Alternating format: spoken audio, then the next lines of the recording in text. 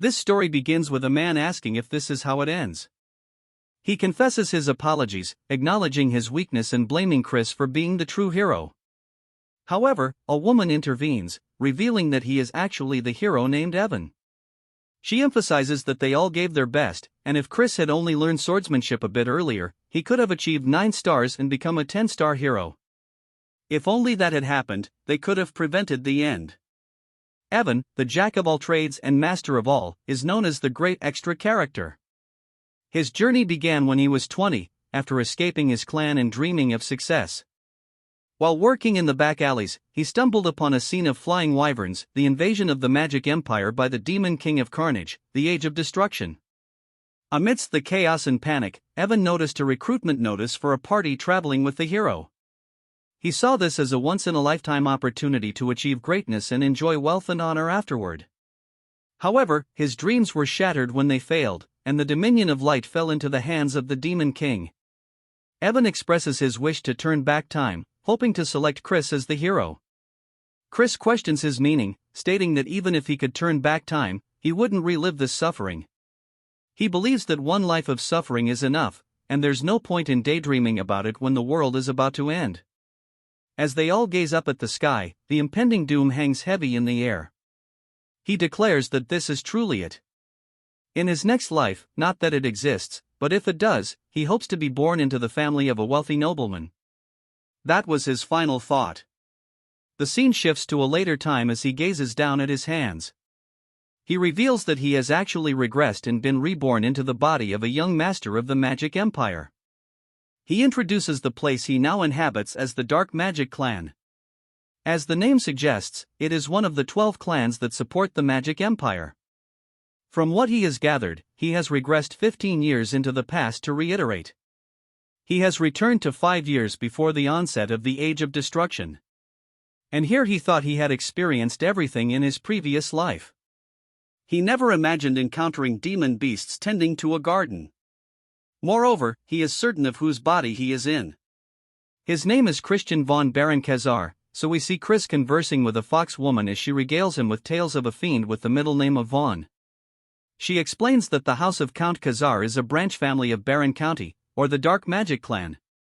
Chris inquires about its relative strength, and she responds that it is not weaker. While it is a branch family, it maintains good standing within the Dark Magic Clan. And not to mention, they are incredibly wealthy. He doubts that he will find anyone within the Magic Empire who is unaware of them and that they have 2 potential successors, but the eldest son. Christian is a real bastard among bastards. He always goes around causing trouble. Count Khazar eventually gave up on him, but this is old news at this point. Though Chris asked why and if he straightened up or something, and she says no, he actually ended up getting murdered by his relatives. Back to reality, Chris is sweating bullets. Then he says that he just wanted to become the son of a regular old rich family and wonders why he just had to regress here, why he had to be this person of all people since he is destined for death. And he starts wondering what he did so wrong, telling himself to think he awoke in this body with a coin incidentally similar in name to his. It's only been 3 days, and that he's going to die in 2 years from now. The fact that he was eliminated within the house of Count Khazar, a family that places great importance on honor, it probably means that he was an absolute trash human being. And if he just stays nice and quiet, he might be able to avoid his death. But he says that since he's woken up as a rich kid, he should just take care of himself and enjoy the wealth and honor. But he hits himself with a reality check, hitting his forehead, saying there's no way that'll happen. And that Ragnarok, the end of the world, is also the reason that the Demon King of Carnage started the war. It was to put humanity up as a sacrifice to complete Ragnarok. And it was already too late by the time they realized it. And both the Dominion of Light and the world met their ultimate demise. So if he wants to survive, he needs to stop the apocalypse as well. And the Demon King of Carnage is one thing. Considering he was the one to actually start the war, the bigger problem is that the countless number of fiends of the Magic Empire are loyal to him. To stop this, he needs to become someone more powerful than the Demon King himself. At this rate, there's only one way for him to actually accomplish this: he needs to become the Demon Emperor and sit at the pinnacle of the Magic Empire. He's been given 5 years before the Age of Destruction begins, and he might as well give it a go. And if he succeeds, this entire empire will become his. It then jumps to his father, yelling out to him, slamming on the table, saying that he told him to remain in his room and for him to reveal his face here after causing the incident not long ago. He must have a death wish. And if he acts out of line one more time, he will personally cut his head off. Chris says that Count Khazar sure is one intimidating dude, but Chris says that he came here to apologize for all the wrongdoings he's committed until now. Since if he wants to go forward with his plan, he needs to get rid of his horrible image. His father asks what he's saying, and Chris drops to his knees, saying that he is truly sorry for everything he's done and it'll never happen again. His father asks if he's really trying to get him to believe this only a few days after his last stunt. And if he's trying to mock him. Chris wonders what exactly he did. He's heard so many stories that he can't even think about what it could be.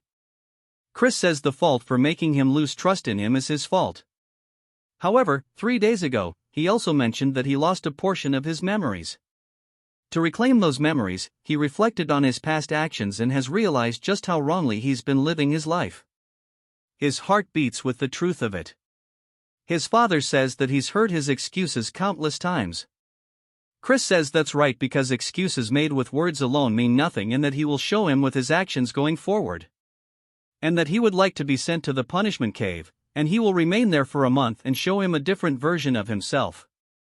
We learned that the punishment cave is a prison used for high-status fiends, and it is a place where not only is there no light, but all 5 of your senses are blocked. Even just a few days is enough to drain one's mind. However, it's perfect for him right now, and he needs somewhere to escape the gazes of others. His father asks if he's going to confine himself for a whole month inside of it because he doubts that he's even capable of lasting half a day. Chris says that he's well aware of how difficult a place it is, however, he thinks that that is the bare minimum for him to trust him. His father looks down at him, asking if he even understands how many times they've had this conversation. Each time he's only left him disappointed once more, but he'll play along and give him one last chance. However, if nothing changes after a whole month, he will banish him from the clan. Chris says that would be a death sentence as there is a long list of people who will aim for his life once he loses protection of the clan, but he decides that it's worth the risk and tells his father that he understands. But if he can prove that he has changed, he would like him to grant a request. His father gets a little annoyed, saying he sounds arrogant as if he is certain he will come out unscathed, but if he can show him that he has turned over a new leaf, he will grant him any request. Not that he will believe that will ever happen. Sometime later, back in Chris's room, the butler enters, saying the punishment cave has been prepared. His name is Cox, and he is a half-vampire. Chris says that he sees it, and as they start walking out of the room down the hallway, all of the maids and butlers are asking if they've heard about how Chris has volunteered to enter the cave. They wonder what scheme he's pulling. There was an incident where he insulted the young lady of the Poison Magic clan and that it was an incident that the Count himself had to personally apologize for and that it's pretty embarrassing having to save face against a rival clan. They wonder when he's ever going to mature, but they still have their doubts he ever will. They start debating on how long he'll last in the cave, and one of them says 2 days is definitely the max. But Chris smiles as he walks down the hallway, and we see what I assume is his younger brother also eavesdropping.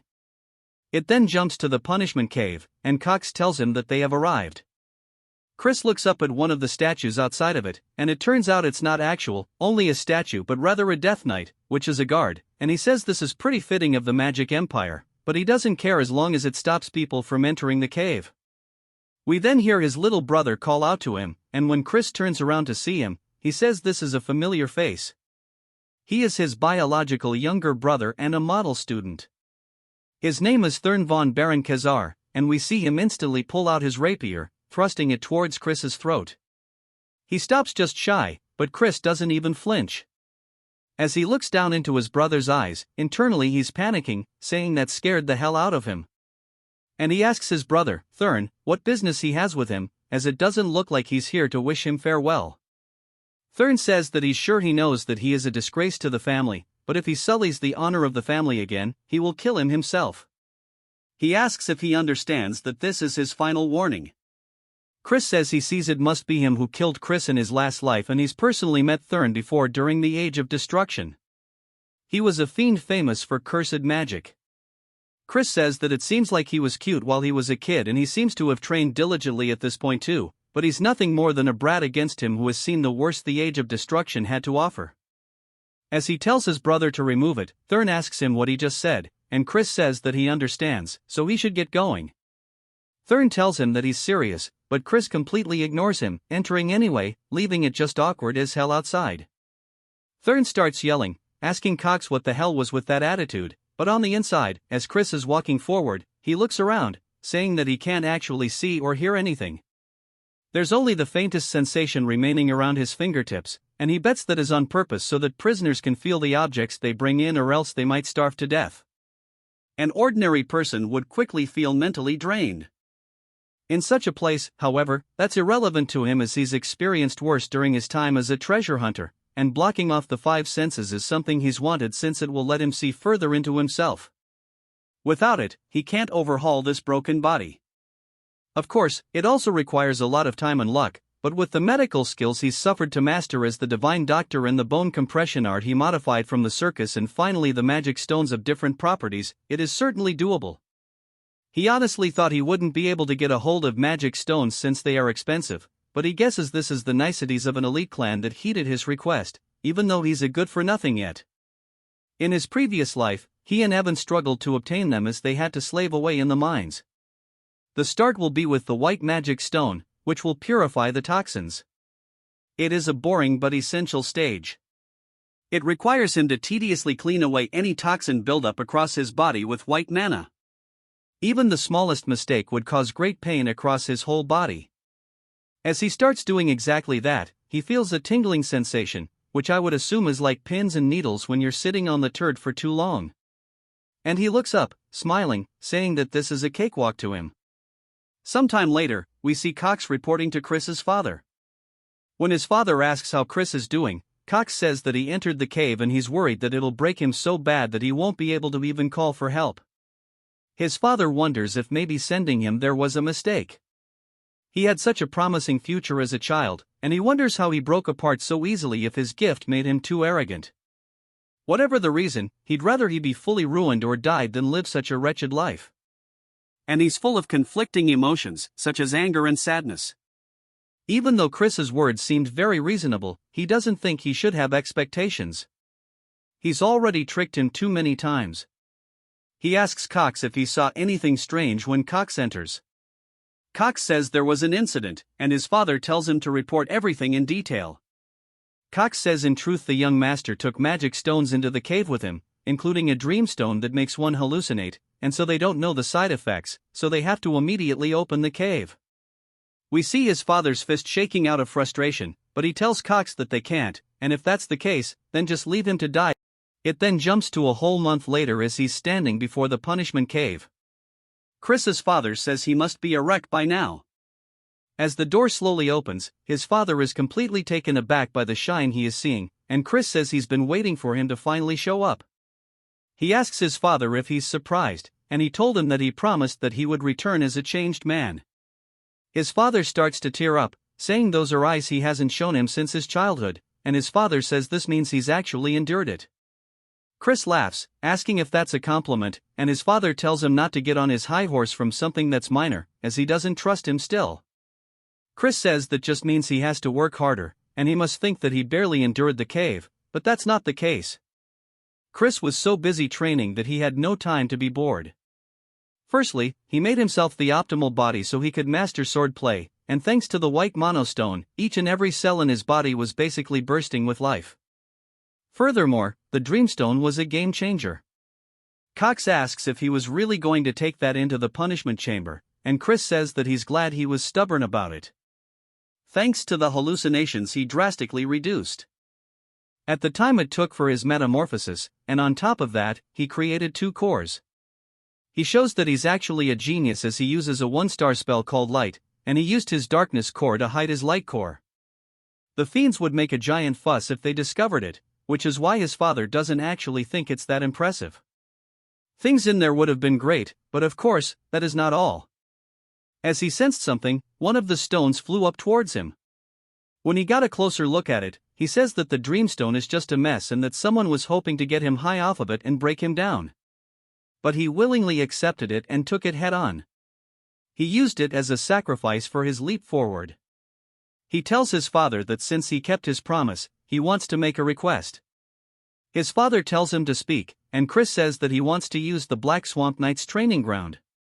But his father says it is not good for nothing, like Chris has no place to be there as they are one of the 3 orders of knights supporting the Dark Magic clan. He must know that only the most elite knights may display their skills there. Chris says he's only asking to borrow the training ground and he believes watching the bravery of the Black Swamp Knights would be a good influence on him as he doesn't plan to actually join their order. His father thinks about it for a second before telling him okay, but to heed his warning, and he should not behave disgracefully before the night. Chris says there's also one other thing he wanted to request, which surprises his father. It then jumps to the training ground, and all of the trainees are glancing over, seeing Chris dripped out. They start blatantly bad-mouthing him, and Chris says it must be because they are in the Magic Empire where strength is more important than status. But there's one reason he came here specifically. We learned that his other request was about going to the library, and his father says he needed to get the Deputy Commander Melon's letter of recommendation. It's where a lot of House of Count Khazar's dark magic grimoires are stored. In order to learn dark magic, you must gain access. Chris says he understands and asks why he had a condition when he's still a member of the clan. His father tells him that he must have forgotten how he tried to sell the advanced grimoires on the black market. Chris wonders just what kind of life he lived before he took over it and that he truly is a worthless piece of, but Chris says that the most important priority right now is getting the deputy commander's recognition. He then looks up to spot Thurn and a lot of trainees surrounding him. As Thurn tells him that this isn't a place someone like himself can walk into, Chris says this is pretty troublesome but smiles, saying that he actually thinks this is going to be a perfect opportunity. Thurn then tells him once more that this is his final warning and to go back. He assumes that he doesn't want to throw away the life he's so narrowly saved in the punishment cave. Chris sighs, asking Thurn if he can really stand by those words as father is the one who allowed him to enter the training grounds. Thurn looks surprised by this and we hear somebody else say that she respects the Count's orders but she knows he's not very trustworthy. And we introduce Melon, the deputy commander of the Knights based off her dark energy. She's at least a 4-star and it seems like they intend to scare him off from the start, but he is used to threats like this. He bows, greeting her, and she's just surprised that he withstood her dark energy. He says that seeing as the deputy commander is stepping in, there's no helping it, and he'll prove that he is qualified to use this training ground. She asks how exactly he plans to do that, and he says that he'll fight against one of the fiends here and win. She tells him that his jokes have gone too far, but he says that he's not saying it as a joke. Instead, he would like to request that she refrains from using dark energy since surely she knows due to his debauched lifestyle his capacity for dark energy is far from what it might have been, and he'd prefer an unarmed duel if possible. Melon thinks to herself that even if it's just for a duel, they can't have the heir getting hurt, and this is pretty troublesome. She asks if he really thinks he'll stand a chance in an unarmed duel. Chris says that they'll have to see about it, and he wonders who he should pick as his opponent. He then snaps his fingers and says that they will probably make do. Then starts to get pissed by this, and Melon says that he should find a more suitable opponent as theirs level is a 2-star. Chris explains that a 2-star is a level no ordinary 13-year-old can reach if you don't possess the raw talent for it. It doesn't matter if you're 13 or 23, you won't even scratch the surface of the level of power. But of course, Chris is also not an ordinary bastard. He says that if he's going to prove himself either way, he should fight someone stronger than him. He thinks fighting them would be for the best and he asks them what they think. Saying surely he's not scared of his brother, they look pissed, saying that he accepts the duel. We then see all of them surrounding them, and they tell them to take the opportunity to destroy Chris and if he doesn't do it properly, they'll have special training today. Chris asks Melon how they're meant to decide the winner or if they just go until the opponent surrenders. Melon says that this is pretty insolent and he doesn't even know his place, but they should just go until one side is incapacitated. But she really thinks it would be a good idea for them to hit him by taking a leg or two. Chris asks them if he heard the rules, asking what he's going to do since he's going to be in for a serious whooping.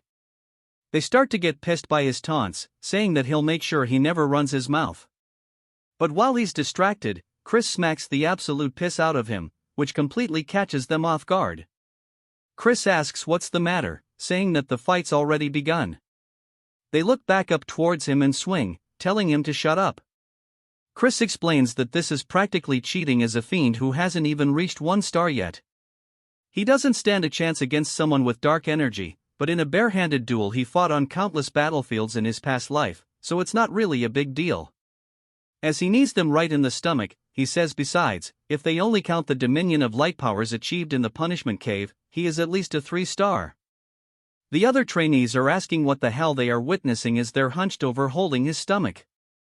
Chris asks if he's crying and if he wants him to blow on his boo-boo, just straight taunting his little brother.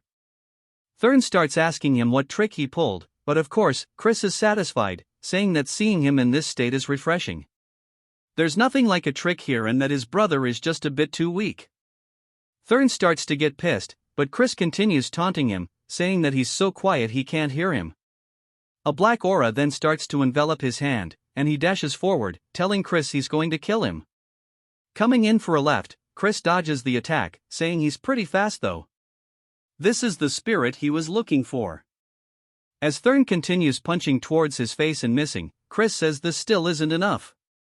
As he raises his hand, cutting off the aura from the rest of his body, even Thurn realizes that his dark energy is starting to dissipate. Chris hits him with an uppercut, saying that fighting is all about instinct as his eyes go white and he falls to the floor. The rest all look surprised and they start wondering if maybe they let his guard down, saying that maybe he would throw his dark energy because he was worried he would hurt Chris, otherwise, it wouldn't make any sense. But Melon seems to have a better understanding as she's genuinely surprised. Chris says with this, surely he's proven he's qualified, and Melon says yes. Chris thanks her and puts on a calm demeanor, but in reality, he's just hella glad that it worked, saying that now he's going to devour everything, swordsman and magic alike.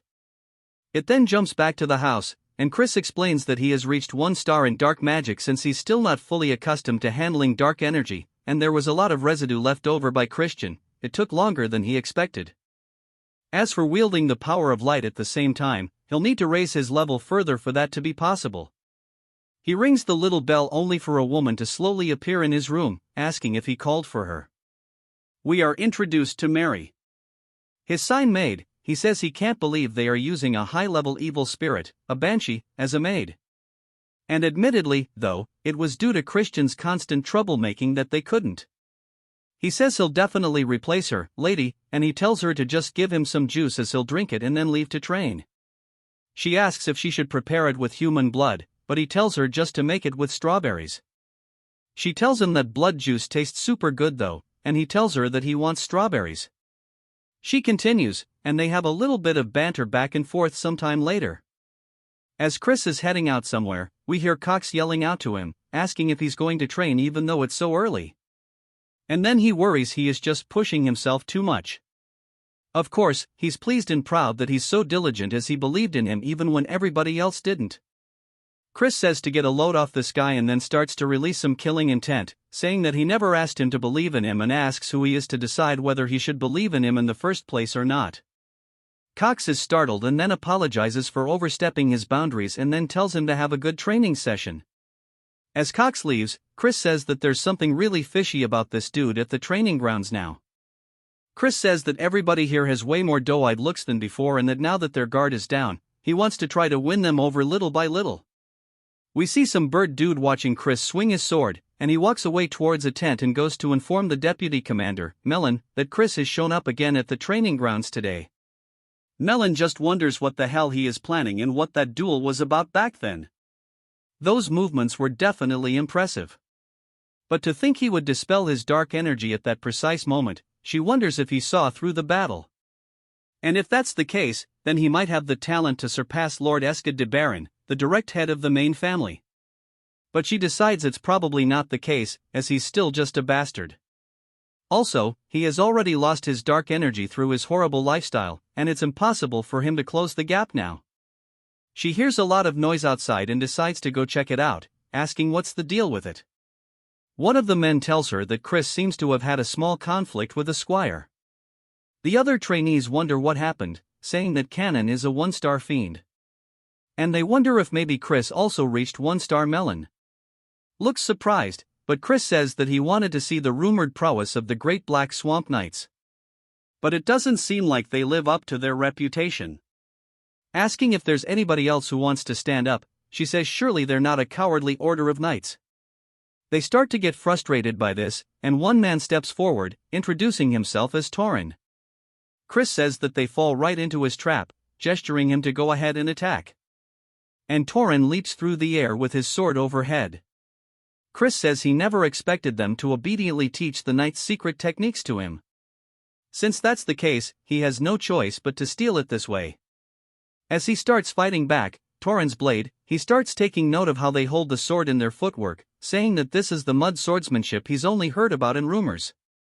And he starts to mimic it, saying that maybe it'll work out if he does this. He smacks them straight across the face, causing him to drop his weapon too, but it's a huge surprise to Melon. Chris is just happy that he managed to pull off the technique as Tauren lays their face down, ass up. Chris sits on top of him, and everybody else says they can't believe he was actually strong, saying that his darkness core was ruined, so how did he reach 1 star? Melon realizes that this means she wasn't mistaken back then. Chris says this is disappointing and he had too much faith in the knights, and if their skills are this pathetic, he'd say it's all the deputy commander's fault.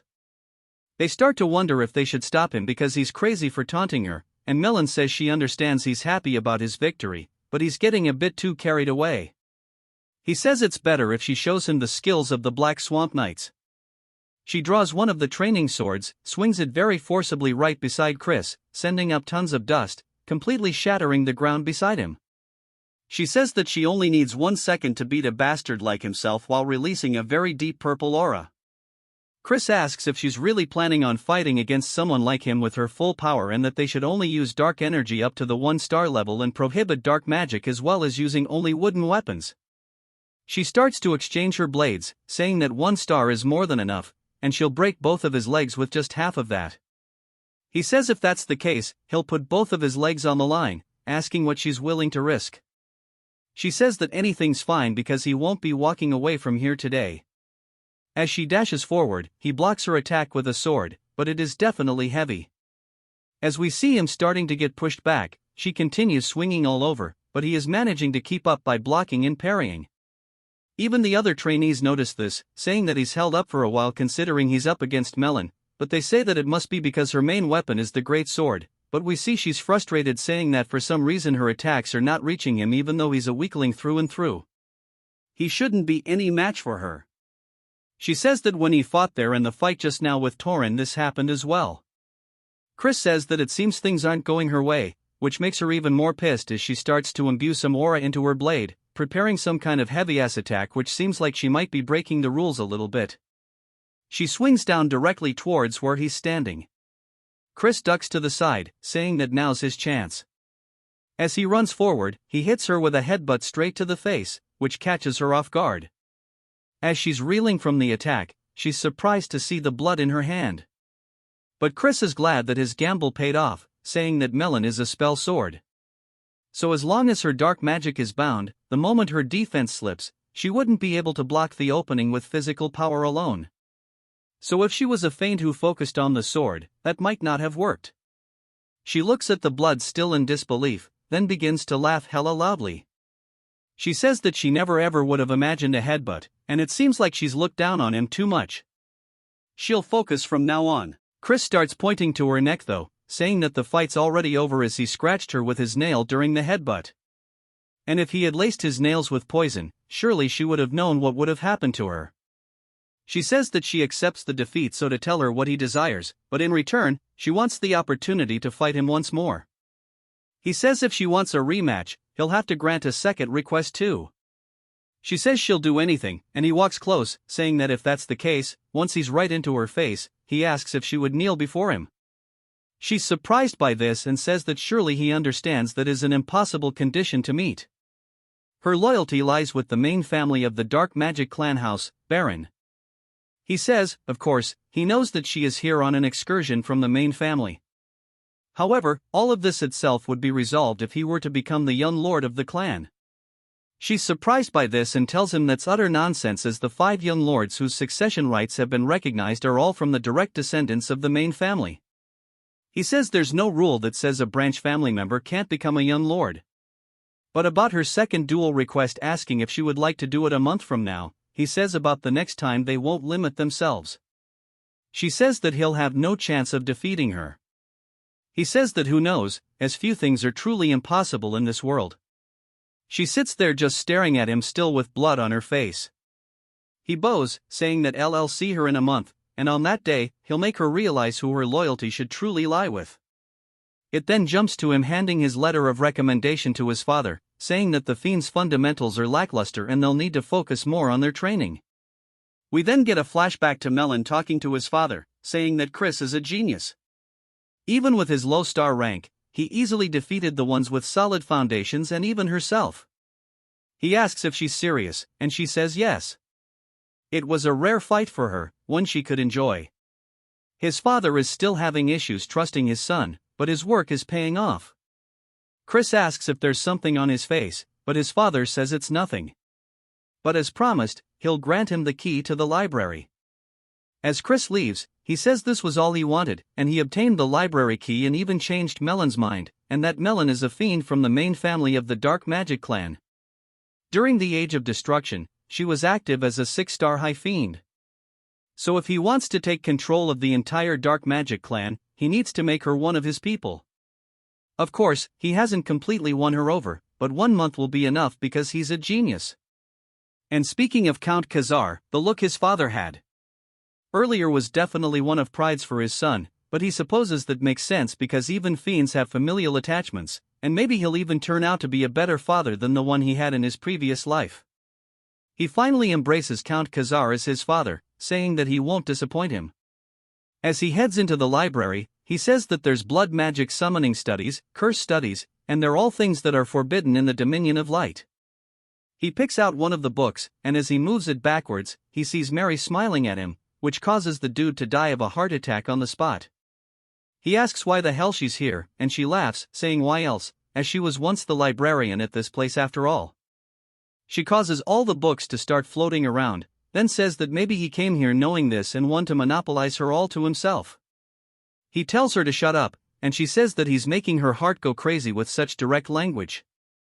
They continue their banter a little later. Mary tells Chris that the grimoire he has chosen contains a 4-star dark magic called Binding Seal, and as he is now, he won't comprehend it. Chris closes the book but tells her it's fine because he's a genius. She clearly doesn't think that's the case but pretends by saying that not only is he handsome but he's also a genius, and that's truly super. But he can tell that she's forcing it and tells her to stop doing it. She asks if there's a reason he specifically chose the book, and he says of course, as he needs to catch a rat. A little while later, as he's training with everybody else, he explains that the first potential rat is then no one in this house despises him more for being a good-for-nothing, and the second potential is Cox. Even though he's not a descendant of the clan, he has free access to the punishment cave, and fiends prioritize power over social status. Yet he circles around Chris, sucking up to him. It could also be a third party he is not yet aware of. Whatever the case, they want to see him in ruins, seeing how. They provided him with a dreamstone in the punishment cave. He wonders if maybe he should act like the bastard they want him to be. And then whoever looks happy with him acting out would likely be the culprit. He screams, saying that this training is way too hard. And he leaves, telling them to have fun. And he quits. The other trainees wonder what's wrong with him. And then we see him breaking a plate at dinner. And his father yells at him. But Chris says the servant should have given him proper food to begin with, and he tells her to not just stand there and remake his food. His father seems disappointed, saying that he's a fool for thinking he's matured, and walks out of the room. Chris says he feels bad, but it's for the good of the family, so he hopes he understands. He worked hard to spread rumors that he'd return to being a bastard. He bullied maids while they were cleaning and wasted money like it was water. We see a wine glass being poured, and Chris asks Mary why she won't let him drink the wine. She tells him that he's doing it right now, though he says he can tell it was non-alcoholic. She says that since he's underage, he can't be drinking, and he asks why that matters since he's still good for nothing. She asks if he's decided to be a bastard again, saying that's fine. Even so, because she'll stay forever by his side, he says it's like he told her he's just trying to catch a rat. As we see a spell forming in front of him, she's surprised to see he already met and mastered the binding seal. He does his best to play it off, saying that he told her he's a genius and he modified it to be usable even at a lower star level. He hasn't been just goofing off, he's been working hard at mastering various spells. She wonders if maybe he's truly a genius. Then, she slams the door open. Chris says he needs to act drunk quickly, asking her what he's doing here. Then, she asks if this is the best he can do, as he thought he had truly changed for the better. Chris can tell he's angry, and he decides to cross him off as a suspect. He smiles and tells her that he thinks there's a rat hidden in the house. Then, she asks what he's talking about, and Chris says someone wishes to see his downfall and he intends on dancing to their tune for a while. Then, she asks if he's really saying it's all an act, and Chris says yes, even the wine is fake. As she smells it, she can tell it's not alcoholic. Asking who the rat is, Chris tells him that it's hard to say right now, but they should take the bait anyway. Now, as he throws the wine bottle to the ground, one of the butlers runs in, asking if something's wrong. Chris says this isn't the wine he asked for and to bring him another one. The butler tells him that Cox is currently preoccupied, and Chris says that he guesses he needs to pay him a visit. While still acting drunk, then says he's playing this role too well. And then it jumps to Chris slamming a bottle right in front of Cox's face. Cox asks what brings him here, and Chris pours the bottle over his head, saying this is not the wine he asked for. Wondering if he's looking down on him, Cox says, of course not. Asking if he wants him to go get someone to fetch a proper one immediately, Chris says no, telling Cox to go grab it himself. Cox, clearly frustrated, says that he's in the middle of something. Chris asks if he's going to work like this, saying that he needs to go change anyways. So to get going, Cox then begins to shake visibly and says he'll be back soon and walks out of the room.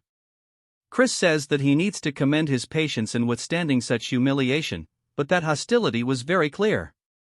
Chris starts looking over all the paperwork Cox has been working on, and he looks surprised but then smiles, saying that this is it. He figured that if Cox was the rat, he would be doing some funny business with the finances, but this isn't enough as he needs a real smoking gun. As Cox comes back, he says he has the wine for him, and Chris thanks him, asking if he's not mad at him. Cox says, of course not, and Chris laughs, saying that he doesn't know if he can tell, but Cox is his favorite.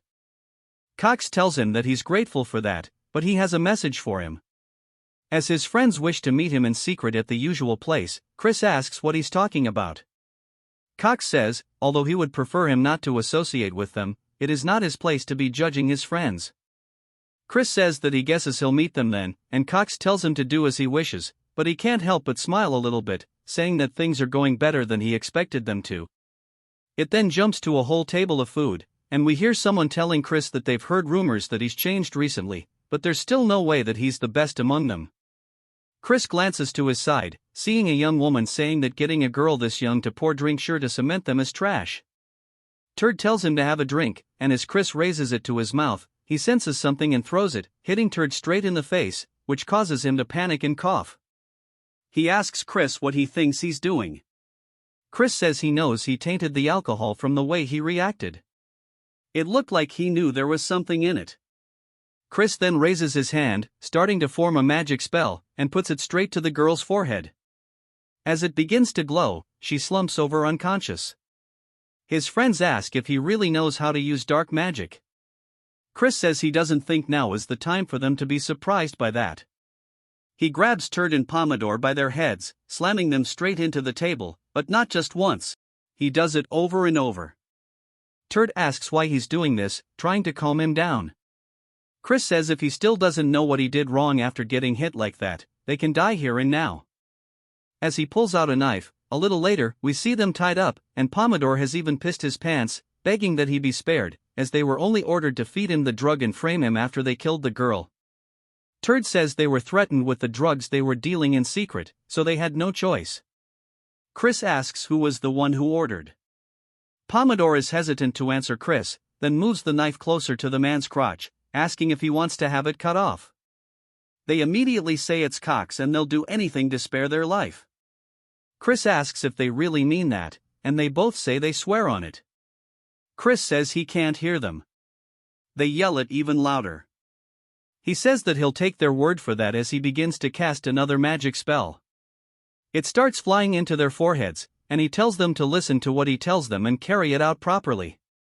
They both fall unconscious onto the floor, Pomodoro or even foaming out the mouth a little later. Cox runs into Chris's father's office, saying there's a problem. When he asks what it is, Cox says that the young master has committed murder. It seems he got drunk at night and killed the one who was giving him drinks and threw their body into the river. It seems they won't be able to overlook this one so easily. Asking him what they should do, Chris's father tells Cox to bring him to the Fiend Court as he invokes his immediate trial. Cox smiles, thinking that his plan is going perfectly. At the court, we see Chris standing trial. He tells his father that he's innocent. His father asks if he really plans to lie as there are witnesses. Chris asks how that could be the case when it never happened and that he thinks there's just been a misunderstanding. As the young woman enters the room, he says that this is the dead servant herself, Turd and Patter. Look genuinely surprised by this, she says that Chris took her home after she woke up from falling unconscious and he even gave her money to help her pay her rent, but Pomodoro and Turd are the evil ones and they put drugs in Chris's drink. His father asks what's going on here, and Chris decides that it's time to get this show on the road and begins activating his magic. Turd says that it's correct. They gave false reports, and Pomodoro says it was because they were given orders by the butler Cox to frame the young master. Cox starts panicking, asking why that kind of trash they're spewing, and that this is slander, and that Chris and his friends are trying to frame him. Cox also tells Chris that the joke's gone on for too long, and he's crossed the line, but Chris knew he would react this way, and he says as the victim of this incident, he would like to request one thing. His father asks what it is, and Chris says that he wants him to act as a proxy of his authority to directly question Cox. His father looks a little confused but decides to go along with it, saying that he'll leave it to him to head the defendant's stand, but to know the moment he acts in a way that is inappropriate, his authority shall be revoked immediately. Chris says that he'll finish this quickly, and as the representative of the great ruler of the magic empire, the Demon Emperor, and as a member of the dark magic clan that governs the eastern region of the southern magic kingdom, and as a representative of Count Khazar, he will now question the defendant. He asks Cox if he swears that he will only answer with the truth to his words. Cox says that he will, and Chris says that as a representative of the Demon Emperor, he asks if he swears to only answer the truth. Cox says that he does, and then a magic spell begins to flow towards his forehead, causing him to hold his head in pain. He wonders what the hell is going on.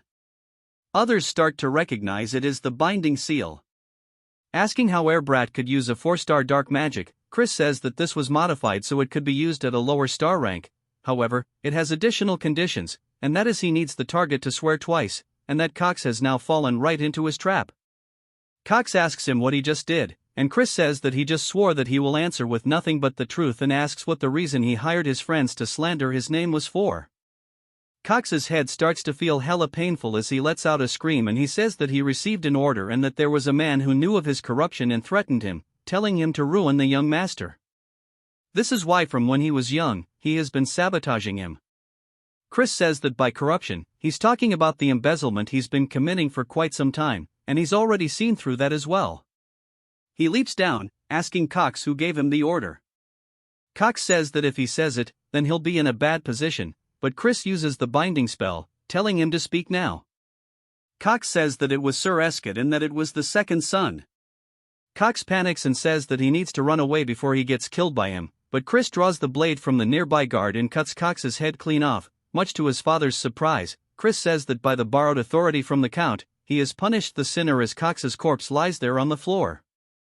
His father asks why this was the decision he came to, and Chris says that had they left Cox alive, the main family would have fabricated evidence and covered up his incident. They cannot be indulgent with him furthermore. He intends to ensure that everyone remembers the truth of it and that he should try to sabotage him. His father looks a bit anxious and then snaps his fingers, telling him to follow him as he opens up some kind of gateway behind him. Chris enters, asking where they are. His father says that this is a secret training ground as there are too many eyes in the courtroom. His father then says about what he said just now, asking if he means to say that Eskid will cause more trouble as a result of the succession conflict because a family's power and authority is directly tied to the successor they support. He tells him his decision was correct, but he feels that he may have acted hastily. However, with things as they stand now, they will have to support the first young lady. The first young lord isn't an option because he is a crazed, bloodthirsty lunatic. Chris says there is also another option, which is for he himself to become the successor. His father says that's nonsense, but Chris says that someone from a branch family can be recognized as a successor if they possess the necessary ability. His father says that's just a role by name alone and it is not enforced. Chris says that he doesn't really know about that because why else would he should try to sabotage him? His father says that he may have been more talented than Eskid in his childhood, but he's been lagging quite far behind him now. Chris says that he'll make quick work of catching up, but to do that, he needs his help. He wants his father to use his authority to recommend that he participate in the Sacred Dark Rite competition. He says that's wrong too. 2 months from now, his father tells him that he'll need to be a 2-star to participate and that he only just gained 1 star. Chris says that he'll make sure to reach it within the next 2 months. Then, so surely this one time his father can help him out. Sometime later, we hear the maids talking about how it seems Chris truly has changed and they have heard that the Count himself has been personally training him. He asks if she has meant the same training that even the senior knight struggled so much with and that he doesn't know how long Chris will last. As we see Chris cutting something cleanly in half, he says that he needs to bind it with mud swordsmanship and then sever it with blackside swordsmanship. Asking his father if he's correct, his father says that he only started teaching him this today, yet he understood it immediately. Chris asks why he has to keep doing it this way because keeping them separate is so weird. His father asks what he means and Chris says that he feels like there's a more efficient method. As another mushroom monster spawns in, Chris runs forward, cutting its legs clean off. His father says that was mud swordsmanship, asking how he did that when it's not meant for slicing. Chris explains that he only used the mud swordsmanship but he wrapped it in the black side sword energy. His father internally is freaking out, saying that's not something a 1-star should be able to do, but plays it cool, saying that's pretty powerful, but using 2 techniques means it's going to be difficult to use curses too. Chris shows that he can still do it anyways and says that it's still pretty easy and it's not really an inconvenience at all. His father then freaks out externally this time too. It jumps to 2 whole weeks later as Chris is lying on the ground. He says that running is so hard and it's not like he can half-ask this since stamina is key to increasing his power stage. We then hear Melon asking if he's already exhausted as the duel isn't far off and she's eagerly waiting for the promised day to arrive, he says. She always has such an intense presence, and that he's doing his best to meet her expectations. She says that she's aware of his growth, but he's still a 1-star, and he'll never get her to kneel before him. He says that he's sure it would happen and he's sure he'll learn something through the duel, so it won't be for nothing if it doesn't. She laughs, saying that he's still full of energy, and she hopes he fights past his limits and entertains her. He says that she is currently an upper 4-star. We learn that in a single stage, there are 3 separate tiers, lower, middle, and upper. As an upper 1-star, he is way below her level. However, he comes from a rich family, which means that he's a wallet warrior. As he enters his room, he asks Mary if she's finished packing his bag for the outing, and she says, of course. And that's since it's their first outing together. She made sure to dress to impress. He says that he never said that she was coming with him, though, and she laughs, saying that he must be worried and she's going to get a heat stroke from this. And that he shouldn't care because it's her pleasure to serve him. He asks how a banshee is meant to get a heat stroke in the first place. He recalls asking his father if he could change to a human attendant, and his father says he cannot since he made a contract with Mary. And that a high-ranked banshee cannot be managed without a contract. And he asks his father if he could even tell him how to avoid the contract then, and he says that it's going to be him sharing a very deep kiss with Mary. Chris says that he can't believe Christian did this in the first place. He tells Mary that she can't come with him as he's headed to a place with lots of people. She looks so sad, saying that she was looking forward to going out. He says that it's just her spiritual energy might injure people. She keeps the puppy dog eyes, saying that she's been stuck in here for decades now, and bro can't believe that she's this sad about it. And folds into 0 pressure, saying that he came along, but she just shouldn't show up around others. She says that he truly is the best being, all excited, and he tells her just to follow him. She asks where they are going, and he says that it's somewhere he can make a profit. She reminds him that he already has a lot of money, and he starts dropping his coins on the ground. He tells her to stop doing that. She says if he's not going for money, then maybe he's going for land ownership. He says that's wrong too. She asks what it's for then, and he says it's for something he used to use before. We see them in the carriage saying that he's late. Chris asks what he's doing here. Then, he says that he's here to watch over him in case he begins to behave like a bastard again. Chris tells him not to worry about it as he's merely on his way to go gambling and nothing more. He says they're fiends, so it's a given that they're close to alcohol and gambling. Gambling is something even the Demon Emperor recommends, and there's a reason that's legal. Then, he says that he should follow him there. Then, Chris asks if it's perhaps because he's worried about his big brother. Then, he freaks out, asking why he'd be worried about him. He's just concerned that he'll dishonor the family. Chris says that he was thinking for a little nerd like his brother. It'll probably be too stimulating anyways. Asking if he even knows the rules, then he says that gambling is just card games and that he's going to flatten his nose if he keeps yapping like this. Chris says that sounds so scary and says that he's going to show him that he's a pushover today. They finally make it to where they're going, and it's just a big grand building. Even Mary looks super duper impressed. Then, he says that he didn't know a building could look like this. Mary says that her heart is starting to flutter. Chris tells them to stop acting like country bumpkins and to put this on as he hands a mask to Thurn. He tells Mary that she needs to hide so people can't see her. He also wants to whisper something to her. He starts doing so as she listens, and she says that she'll go do as she's ordered and disappears. Then, he asks where he sent her. Chris says that he shouldn't worry about it and they should go in already. As they enter the area, people start to look over towards them as they walk by their tables. Some of the gamblers say they can't believe people so young would enter the lion's den on their own. Chris says that he wants to make a bet with Thurn on who wins. He'll make more money in an hour, and if he wins, he'll call him older brother for a month. Then he asks if he's serious, and Chris says yes, but if he loses, he'll have to call him the Honorable King Emperor Majesty brother. Then he can't believe he said that with a straight face, and Chris says that there's no need to do it if he's scared and offers him some money.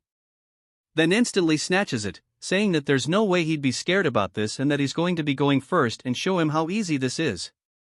Sometime later at a table, a man is saying that it's Chris's victory and for being young, he plays quite well. He's sure that he's going to earn a lot.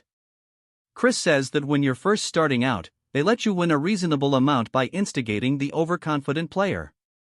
They aim for the moment their prey bet's too big, and he knows exactly how these common works.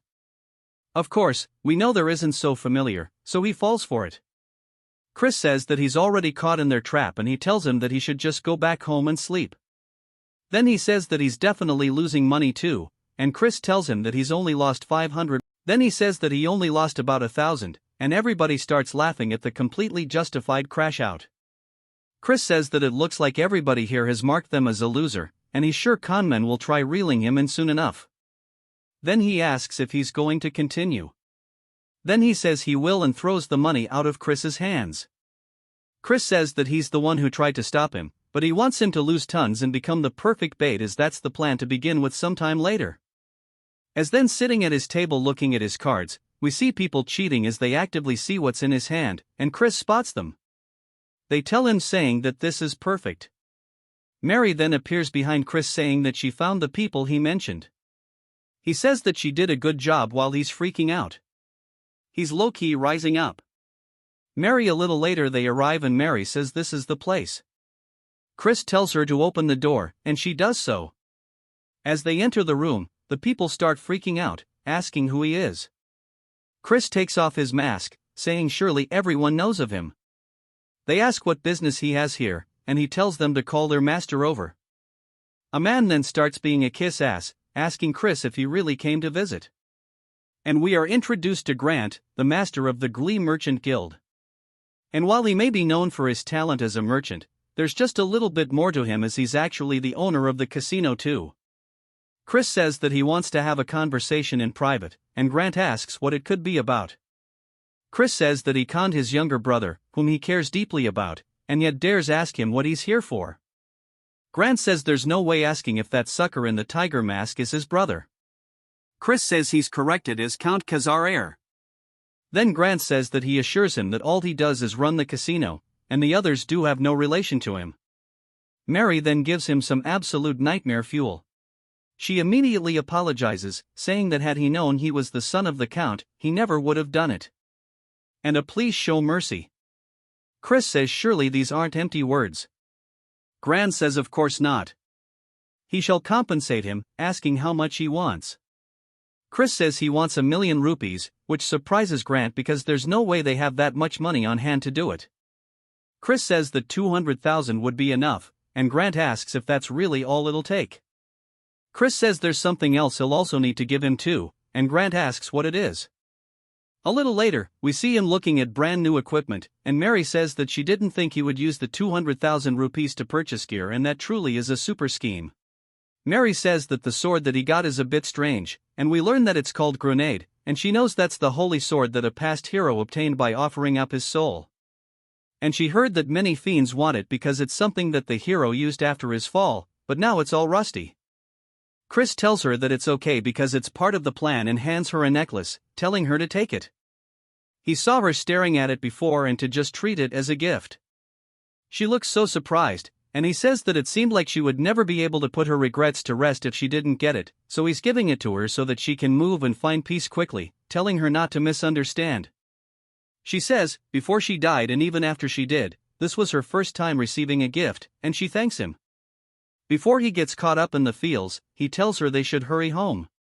She gives him such an absolutely warm smile that she says that she shall put her whole heart into it as thanks, and from now on she shall make it for him, and that from now on she shall make him blood juice that's even tastier than before. As they walk home, he says that he doesn't want to drink something like that, and they continue bantering. She says that surely he knew that the strawberry juice he's been drinking all this time was blood, and he tells her to stop joking. Chris then says to wait a moment because he feels like he's forgetting something. Of course, he's talking about the ring that he left at the casino. It then jumps to the next day as we hear them yelling out to Chris. Chris wakes up wondering what's going on, and then asks why he abandoned him. Chris thought he forgot something the other day, and then tells him that he was nearly sold off as a debt slave because of him and that he was lucky someone recognized him. Chris apologizes but says that it was probably Grant who helped him out, though he's addressing him all wrong since he lost the bet. He needs to keep his end of the promise and to go ahead and say the words. Thurn looks mortified and squeezes the hell out of the pillow but slowly starts to say the word esteemed over and over. Chris says that he doesn't know what he's trying to say, and then yells it while ripping the pillow open, calling him the esteemed King Emperor Majesty, brother. Chris says this is good and that he should be sure to respect him and strive to do well for himself as well. Thursday says that he'll have his revenge one day and to prepare himself, and Chris says that he can't believe such an adorable kid will grow up to kill his older brother, and it's probably all because of him. He's talking about Eskid, the son of Langdom, the acting clan head of the Dark Magic clan and the rank 1 young lord. He does not feel much about him since he's not the real Christian, but if he wants to become the young lord, he can't avoid a confrontation with him and that he'll repay this grudge personally. But if he wants to do that, he needs to get Melon on his side, and he looks down at the holy sword that he has as he's kneeling down with it. On the floor, he explains that at one point, countless fiends attempted to wield it, and the reason this holy sword is treated as just an antique is that no one has been able to do so. Then he's sure that it might react differently to him. As he grabs onto his chains, it starts to release a very holy energy that zaps his hand away. Chris looks down at his hand, saying that this is to be expected since it's an artifact created to use the holy power of light. But in the end, it's still just a weapon, and he'll be able to use it if he can just analyze the mechanism that's making it reject the dark energy. As he starts hammering away at it over and over, it begins zapping the hammer with every strike, slowly shattering it upon contact. After a bit, Chris asks Grenade if it hurts and pulls out the hammer after hammer, telling it to submit already because he's going to hit it all night. I feel bad for the poor sword. A few days later, at the secret training grounds, we see his father asking if he's done his preparations. Chris says he has, and we see a woman in front of him. He asks who she is, but he says that he thinks he's seen her somewhere before. He then realizes who it is and greets the KN commander of the Black Shadow Knights. She says it's been a while, and we learn that this is his aunt, named Marion. She is the daughter of the Elder Clan head, the master of the Dark Magic Clan, and the older sister of his father and Count Langam. She protects the Elder Clan head and is in charge of secret missions and surveillance within the clan. She is the elite among the elites, and he wonders why she's here in the first place. His father says that his sister came to visit for matters concerning Cox, and she laughs, saying that he committed quite a cheeky act. Chris says that maybe the Elder Clan head is planning on protecting Eskid, and that might be a bit of a problem. He says, it seems the Elder Clan head has plenty of free time tending to such trivial matters. She says he's pretty bold, but the clan head has no interest in the squabbling of children and rather he seems to be interested in Chris. Chris is surprised by this and says that this might be an opportunity to win his favor. Marin says that she wonders if this is bravery or idiocy as he hasn't even reached 2 stars yet. He is challenging Melon and that he should call off the duel. He thanks her for worrying about him but says that he has his own plans. As he starts to show the sword, she recognizes it, asking if that's perhaps Grenade. Saying that he must have gone insane, but she knew he was a troublemaker, just not to this extent. We finally learn that his father's first name is Raiden, and she says that he went on and on about how Chris has changed for the better. Raiden says that it's true, and she asks if he doesn't realize that he's trying to use a holy sword in a duel. Chris asks if he's not allowed to use it and that he just has to win no matter the method or trick he needs to use. She warns him that even the Elder Clan had failed to tame Grenade as that holy sword's power will burn him to ashes. Chris asks if that's the case, as he starts to take the sheath off of it. She yells, telling him that it's dangerous as it has a little bit of a golden light to it. Of course, nothing happens, and she kind of just stares at him. She asks if it's a replica, and he tosses it at her, telling her to check it herself.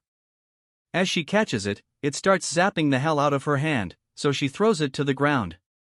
She asks how he's doing this, and he says that it's a trade secret that he doesn't want to tell her, but she can be sure of one thing: the only reason why he can wield the sword that even the Elder Clan had failed to tame is because he is a genius. His father can't help but feel proud as hell, and we hear Melon laughing, saying that he's always so fun and entertaining, and for him to have tamed a holy sword is cool, but it's not like that's going to matter, as today will be his last day in this world. Chris begins to stare at her. It then jumps to the start of the duel. As Melon's charging forward, swinging down, Chris blocks it. He says it's just as he thought. Without any restrictions, her power and speed are incomparable to before. He won't be able to narrow this gap at all. But as she starts flying in, he blocks her attack once more. We see the holy sword starting to dissipate the aura on her blade. His father and aunt are surprised that it's opposing the dark energy. Raiden says that it seems like he surpassed her when she was younger too. Marin says that's not the end of it, pointing out that he is wielding the holy sword. As they see his hand still has the purple aura to it, but it looks like it's clashing with the sword's aura, Chris strikes back, causing Melon to block it. Raiden says that the power is incredible, but it looks like his dark energy is fluctuating a bit. Marin says that's not what's going on. He's controlling his dark energy for a single moment to avoid the rejection and response of the holy sword. Melon distances herself. Chris asks if the battle is to her liking. She says that she's been having this thought for a while, but asks if he's perhaps predicting her movements. He says that he does happen to be pretty observant, and each sword technique has a preceding position she needs to raise her arms before she can swing down. And to do that, she needs to move the muscles in her shoulders and upper body. This is something a novice and an expert share in common. She sighs, asking him how he's going to predict this. Then, as we see a green aura start to be released from her hand, it starts to wrap around Chris. She says that surely he hasn't forgotten that the Black Swamp Knights are spell swords. A giant surge of holy energy resonates from him. He says that almost could have been a problem. She asks if he had a cleansing artifact. Chris starts thanking his father, saying he survived thanks to him. But he says that should be in the secret vault. He looks confused. Chris says he can't help but be a little bit of a klepto sometimes, but having good equipment is a skill itself in a real battle anyways. He reaches into his pocket and throws something towards Melon as it explodes. She does her best to dodge whatever it is, and Chris says there's no use even if she does, as he throws another one directly towards her. This one explodes. He says that he got that artifact using the money he took from GLE, and it's pretty effective. He tells her that he knows she's alive and to come out already, as she starts thrusting her blade directly towards him. Chris redirects his blade, matching her, hitting the tip of the blade, causing it to crack until it shatters into pieces. Raiden says that he wondered why he threw that corrosion marble into the air and that it's just like he thought. His son truly is a genius. Melon then starts walking forward, laughing, and then even begins to smile, saying that this is way too fun. Asking what he's going to use next, Marin says that Melon has lost her mind and they need to stop her. Chris starts to lean backwards and then raises his hand, deflecting her attack with the most minimal of movements. He then immediately pivots his foot, getting behind her, putting the blade to her throat. And then it surprises her, and he says that it looks like it's his victory. Asking if she was satisfied with this, it even cuts her cheek a little bit. His father still just looks super proud. "I love this guy, Melon." Then laughs, saying if he's genuinely asking, that she can't even calm down anymore. He then says that he wants an answer to his previous request as soon as possible. Although it was his victory, he will show respect, etc., if she wishes to refuse, as loyalty isn't something that can be obtained by force. She asks if she continues to stand by his side if he'll fight her like this in the future. He grabs her hand, saying that he'll fight her as much as she wants it. Then jumps to later, as Marin is looking out at the sunset. She says that him wielding dark energy like that is something special. As we see a man throwing the holy sword onto the ground, says he refuses. Marin asks if it's impossible for him to hold it as well, and he says that he can wield it momentarily, but as she knows, the waves of dark energy change continuously, meaning you need to constantly change the waves into one that the sword cannot detect. But there's no one who can do that in a real fight. It might only be possible for a demon of Gahong or the demonic dragon, and if not them, then perhaps a crazy bastard who can control dark energy as easily as they breathe. She recalls Chris smiling widely, asking if it was perhaps enough to earn her praise, and she does look a bit happy about it, saying that maybe her father's long desire can be fulfilled. It jumps to the kitchen, and we see a very evil-looking dude chopping stuff up as he cuts a strawberry in half and places it atop cheesecake. Chris says that he can't believe he's been making the strawberry cakes, and Mary says that despite his appearance, his skills are top-notch. The orc then asks Chris what brings him to the kitchen, and Chris says to make some cookies. Mary asks why he's making cookies, and Chris says to give them to someone. She asks if it's for a woman other than her, and he says that it's not what she thinks but it is technically for a woman. The orc says he can do it for him, but Chris says it's fine because baking heartfelt snacks with his own hands is what matters. He may not look like it, but before he can finish his sentence, he gets hit on the cheek with a red substance as orcs are going absolutely crazy mashing up what used to be strawberries into jam. Chris asks Mary if she's sure they aren't adding blood to the strawberry juice, and she laughs. Then later that evening, Chris calls out to Marin, who's about to get atop of horse, and she asks what's the matter. He says that he heard she was leaving and came to say goodbye. She says that she appreciates it and he must be tired from the duel yesterday. He says not at all, but he also has a little gift for her. She sees all the cookies and begins to blush, saying that he didn't have to prepare a gift. He says he's happy to see her again and couldn't help but prepare something right then. He remembers yesterday when Chris was asking him if there's any particular food that Marin enjoys, and he says that he sure doesn't know how to win someone over. Chris tells her to try a bite because he baked them himself. She asks if he really made these and starts munching away and realizes that this turd is actually gas. She tells him it's very tasty, and he says that he's glad she likes them. She says that she must give him something in return for this fine gift, asking if there's anything he wishes for. He says that he wants her to become his true aunt from now on. She says since they're already related by blood, he's sure there's a deeper meaning behind his words. She asks if he just wants to have her support in the upcoming succession conflict. She sighs but says unfortunately she cannot grant him that request as he may know adults from the main faction family must be impartial towards the candidates as that is the rule. He says he was merely making a genuine request as he wishes to become closer with his aunt. She asks if he really has no other intentions, and he says of course. If she cherishes him and secretly offers to help, there's no way he'd be able to refuse it. She laughs, starting to eat cookies, saying that she does not dislike his honesty.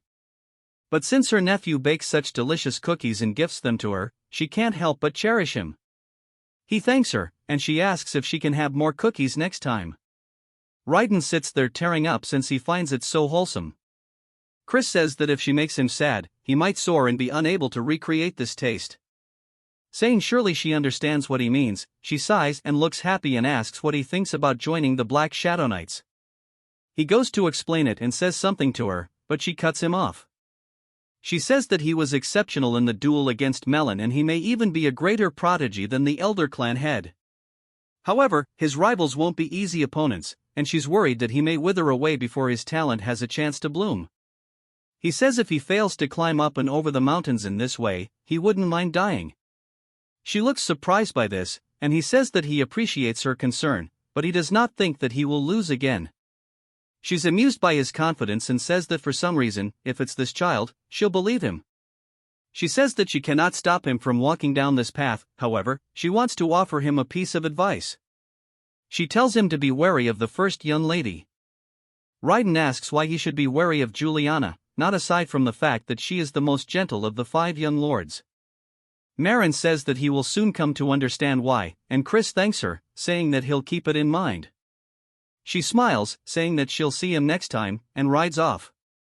It jumps to Chris laying down in bed thinking about something. He says that both his father and an aunt are powerful as they've reached 6-star after a LL, but he still didn't hear much about them during the Great War, and he wonders just how many powerful combatants there are in the Magic Empire.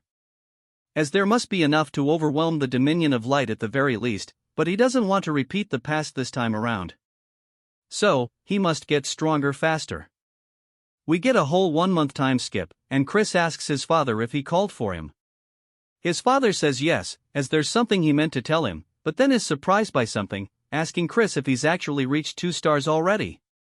His father says to achieve such a growth in only a month is crazy. Chris says that he doesn't know why he's surprised, as he promised him and asks what. He wanted to talk about calling him here alone at this hour. His father says that he got word from the main family. He submitted both him and Nen as candidates for the Sacred Dark Rite, but they only approved then. He sighs, saying that the reason being was that of his frivolous spending, womanizing, thievery, and even drunk and destructive property. He can't refute it because it's all true, bro getting punished, but his father says that he can't believe they're looking down on his son. Chris asks if Count Langham made this decision. His father says no, the Count didn't have much to say after misdeed. However, it was Lion de Baron. He's a direct descendant from the main family and the star of the upcoming Sacred Dark Rite. The Sacred Dark Rite itself is a ritual where candidates take in pure darkness from the negative dimension. Since the amount is limited, candidates participate in a quasi-deathmatch to decide on hierarchy. Candidates who rank higher end up taking more darkness for themselves. And it ends up playing a tremendous role in being selected as the Young Lord, a successor to Clan C. If Lan is victorious and monopolizes darkness, then becoming the 6th Young Lord, achieving his goal, will be much harder. If that does happen, his father says that he'll talk to them again. And if all else fails, he'll even request help from Marin. Chris says that's not necessary as he'll figure things out himself. His father says that he knows he's talented and that he has changed, but he can leave the matters to the adults, bro really is just trying to be a good dad. Even Chris can see it and says that he appreciates his feelings, but he tells him that he has his own methods. Bro is cooking up something nefarious. He asks if any children of Count Taraman's house will be participating. His father says yes and that his 3rd son will be there. And that scoundrel sided with Lone, saying that he had no right to participate in the Dark Rite and he's merely a trickster who can only control demon beasts. Chris says he's surprisingly a nice father and he tells him to calm down as he simply needs to prove himself to them and that the Traman should be hosting a black pill hunt soon and he'll participate as a herder. It then jumps to what I assume is the main estate of the house. We hear Marion saying that she has personally checked on Christian as per the clan head's orders. He asks how he was and she says that he was incomparable to the others. The elder says that he finds that hard to believe, and the child he remembers was a brat who thought himself to be a genius when he was nothing but a false prodigy. She says that he's clearly different from before, and the elder says in that case he asks if she believes that the child could fulfill his long-desired wish. She explains that this wish is why her father has lived on, even refusing death through heaven-defying magic. She tells him that she cannot say, but he might be the closest to what he desires. He laughs, saying that's pretty interesting and he shall keep his eyes on him, and his participation in the upcoming sacred dark rite is unlikely. Asking if that's correct, she says that's the common consensus within the clan.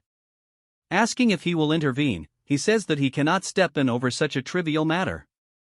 Asking how someone could call themselves a fierce beast without being able to overcome such a small trial, she says that he may be a fierce beast, but he's still just a child, and she believes he should be given an opportunity to receive darkness and awaken his potential. He calls out to her in a very stern voice while glaring at her, and she realizes that she's overstepping her boundaries. He says that he's always been such a man and he's harsh to those he holds expectations for. He says that since she's willing to go so far for him, she must have taken a liking to him. He then summons someone called Blood Drinker. As he appears in the room, this is the head butler of the dark magic clan named Simon. Asking if he has been called for, he says he already knows. Simon heard it all, and Simon says that he's dead. It just needs to observe the little bastard this time around. The elder says that's correct and that he wants to know everything he does leading up to the sacred dark ritual. Simon says that he understands, but he has one question, asking if he can pull a small prank during his monitoring. Marin looks surprised by this, and the elder glares at him, reminding him not to go overboard. Simon then begins laughing evilly and says that as he wishes while leaving. Marion says that she hopes that Chris makes it through safely. It then jumps to a carriage riding through a village, and Chris says he quickly managed to reach 2 stars thanks to his talent. But despite all the training, his stamina and dark energy reserves are nowhere near sufficient, and he can't become a 3-star as he is now. He needs a black pill to accumulate a lot of dark energy in a short period of time. For the Tans, the host of the black pill hunt, to coincidentally start beef with him is a pretty good stroke of luck. The problem is that catching the demon beast off doesn't automatically guarantee a black pill. As the carriage comes to a stop, he explains that there is a special condition that needs to be fulfilled. We then see Lardos running up to the carriage, asking Chris what brings him here. Chris asks how he's been, saying surely he hasn't come empty-handed. He says of course not, and that he would never greet the young master without a gift. Chris slaps it out of his hands, causing it to fall to the floor, and Lardos looks confused. Chris says that he doesn't seem to know his place, and he heard that he's partaking in all sorts of illegal activities. After all, we even get a funny image of him bullying him. Chris says that he'll let it slide this once, so he should cut any activities that cross the line. Lardos agrees, and Chris says there's something that he needs to procure an ash pill for him, asking if he can do that. Lardos says that those recently surged in price, and Chris says that he sees how it is and asks Mary if she's ready. She begins laughing, and holy turd, put it away, where's cute Mary at? I feel sorry for Lardos. He immediately gets on his hands and knees, saying he'll get it immediately, and Chris says it's so nice and easy when he cooperates.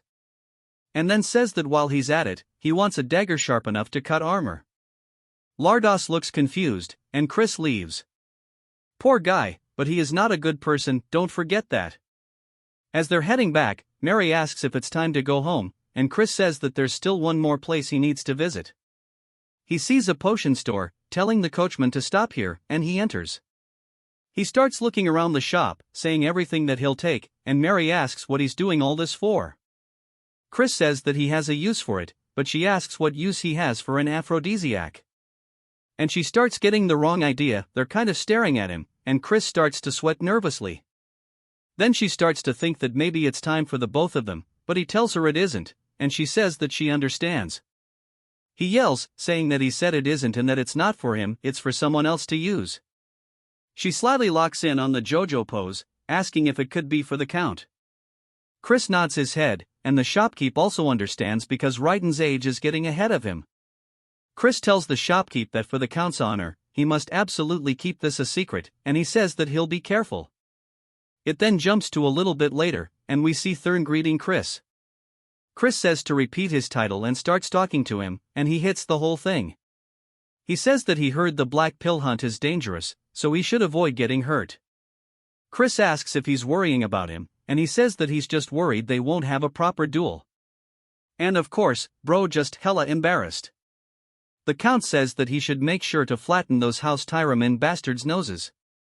Chris says of course, and he shall bring back some refreshing news. Their father starts asking Thurn what the King Emperor thing from before meant, and Thurn gets way too embarrassed, saying that he doesn't need to know.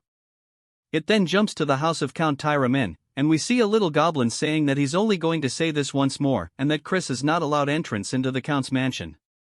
The boys start getting his back, saying that they can't believe he's acting this way, asking if he even knows who this person is. The goblin says that the young master also has orders and he has no favor to repay a good-for-nothing bastard. Chris asks if he's trying to tell him that he needs to find his own accommodations. The goblin says that is the case and says so nervously. One of the boys says he's immediately going to go cut that bastard's head off, but Chris gets him to stop, asking about the payment for the accommodations. Then the goblin gets scared, saying that he can bill it to Count Tyramin. Chris asks if that's really the case as we see a fancy-ass courtyard, a fancy-ass house. Bro actually gone out of his way to rent a mansion. The workers ask how much this cost, debating that it's probably at least 100,000 rupees. Chris says it's not often they can spend someone else's money as much as they want and that he'll give them 1 hour to organize their luggage and they can go out to drink after there's some movement in one of the luggage. Chris says that he just heard something, only for Mary to pop out saying that this mansion is just super and that it looks perfect to serve him. Chris asks why the hell she's here, and she says that she hid inside his luggage because she promised to be his maid forever. She says that seeing how shy he's acting is adorable and based off his expression, he surely missed her. Someone then yells, calling out to him asking what the hell is up with this bill. We are introduced to Yahello, the third son of Count Tyramin. Chris says that since the protagonist of the Black Pill Hunt told him to go find his own place to sleep, he did. Asking what's wrong, he says that since this honored one can't stay in a mere hotel, he just purchased a passable mansion. It can't be that he's squabbling like this because of mere money. Considering he's a pathetic person who doesn't know how to treat guests, he thought it was a pretty cheap price for teaching him manners. A lawyer starts to get pissed and squeezes the paper while releasing some kind of spell that summons a panther. He asks Chris if he wants to die. Chris says that this must be the Count's subjugation arts. Unlike the Alliance's taming subjugation arts, these are dark magic that binds and controls the demon beast through fear. There are formulas secretly mixed and that paralyze the demon beast's reasoning and cause delusions of fear and excitement. However, it's a bit more complex than he thought, so it'll be a stretch to learn it all in a short period of time. But for now, he wants to beat the living hell out of it. Chris then tells Mary that in order to eliminate that scary kitty, he definitely thinks he'll need a weapon. She laughs, opening up their little storage. He pulls it out, telling Alrose to go ahead and come at him. Alrose yells, saying that he doesn't want him to order around. As the beast starts running directly toward him, it opens its mouth. Leaping, Chris raises his stick, blocking the attack. As it starts to bite into it, it actually shatters it, breaking it, sending Chris backwards onto the floor. Chris says that's not too bad, but a 2v1 is practically cheating, and this won't do. If he wins, he'll have to participate as a guard instead of a header, and it needs to be at least this much to make it meet. Asking Alrose what he thinks, Alrose calls him a cocky son of a bird while jumping on the leopard, saying that he's going to make him kneel for this. As it comes in for the second attack, Aloys looks confident as it pounces on the ground, but the leopard looks underneath its hands, wondering where Chris is. Even Alo does as Chris comes up behind, smacking him once and then immediately 3 more times with the stick. Chris asks if it hurts, saying that he better not start crying. Alrose creates some distance, and Chris says that he won't go easy on him, even if he does. Alrose tells him to shut the hell up. Chris starts to release some hella killing intent toward Alrose and the leopard. The leopard immediately feels an intense fear and starts to panic and hides and runs away, leaving Alrose standing there asking what the hell he did to his Choco. Chris says that he only used a mere 2-star illusion spell and it seems that it was too much for his subjugation arts to overcome. Alrose starts to prepare another spell, telling him to shut up once more as one mean asshole-looking horse starts to summon up from under the ground. Chris asks if he understands what kind of person he is. Alrose is confused and Chris eats his weapon forward hell fast, hitting Alrose straight in the forehead, knocking him to the floor as his eyes go white.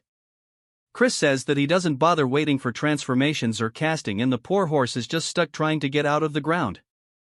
It then jumps to Chris, gambling as they're asking if he's certain he should be doing this.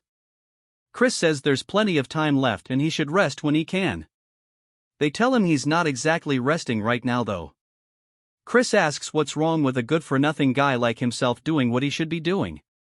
Asking Mary if she agrees, she says of course and just seems so happy and says that as long as he doesn't drink alcohol, poor Chris wants actual alcohol, but she won't give him any. But it's not like he can say no. The goblin from earlier asks why Yahello wants them to keep an eye on such a bastard. Chris says they should come join him at the table.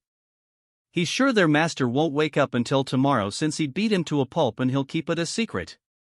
Asking what they think about it, they tell him to mind his own business and he tells them to have fun watching them as they continue going all the way until nightfall.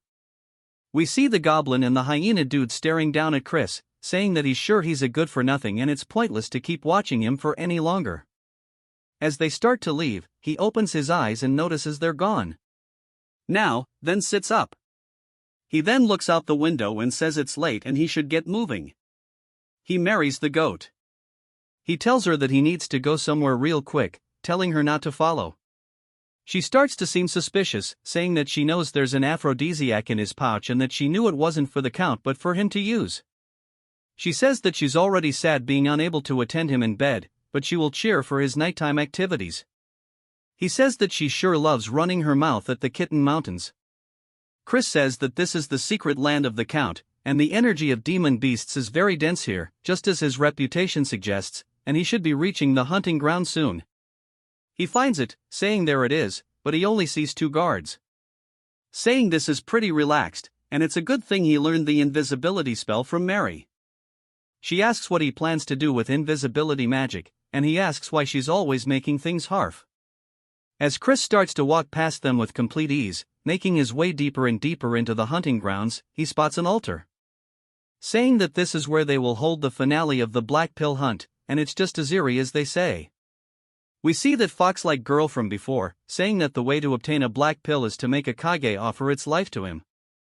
In other words, he must make it so terrified that it would rather die instead.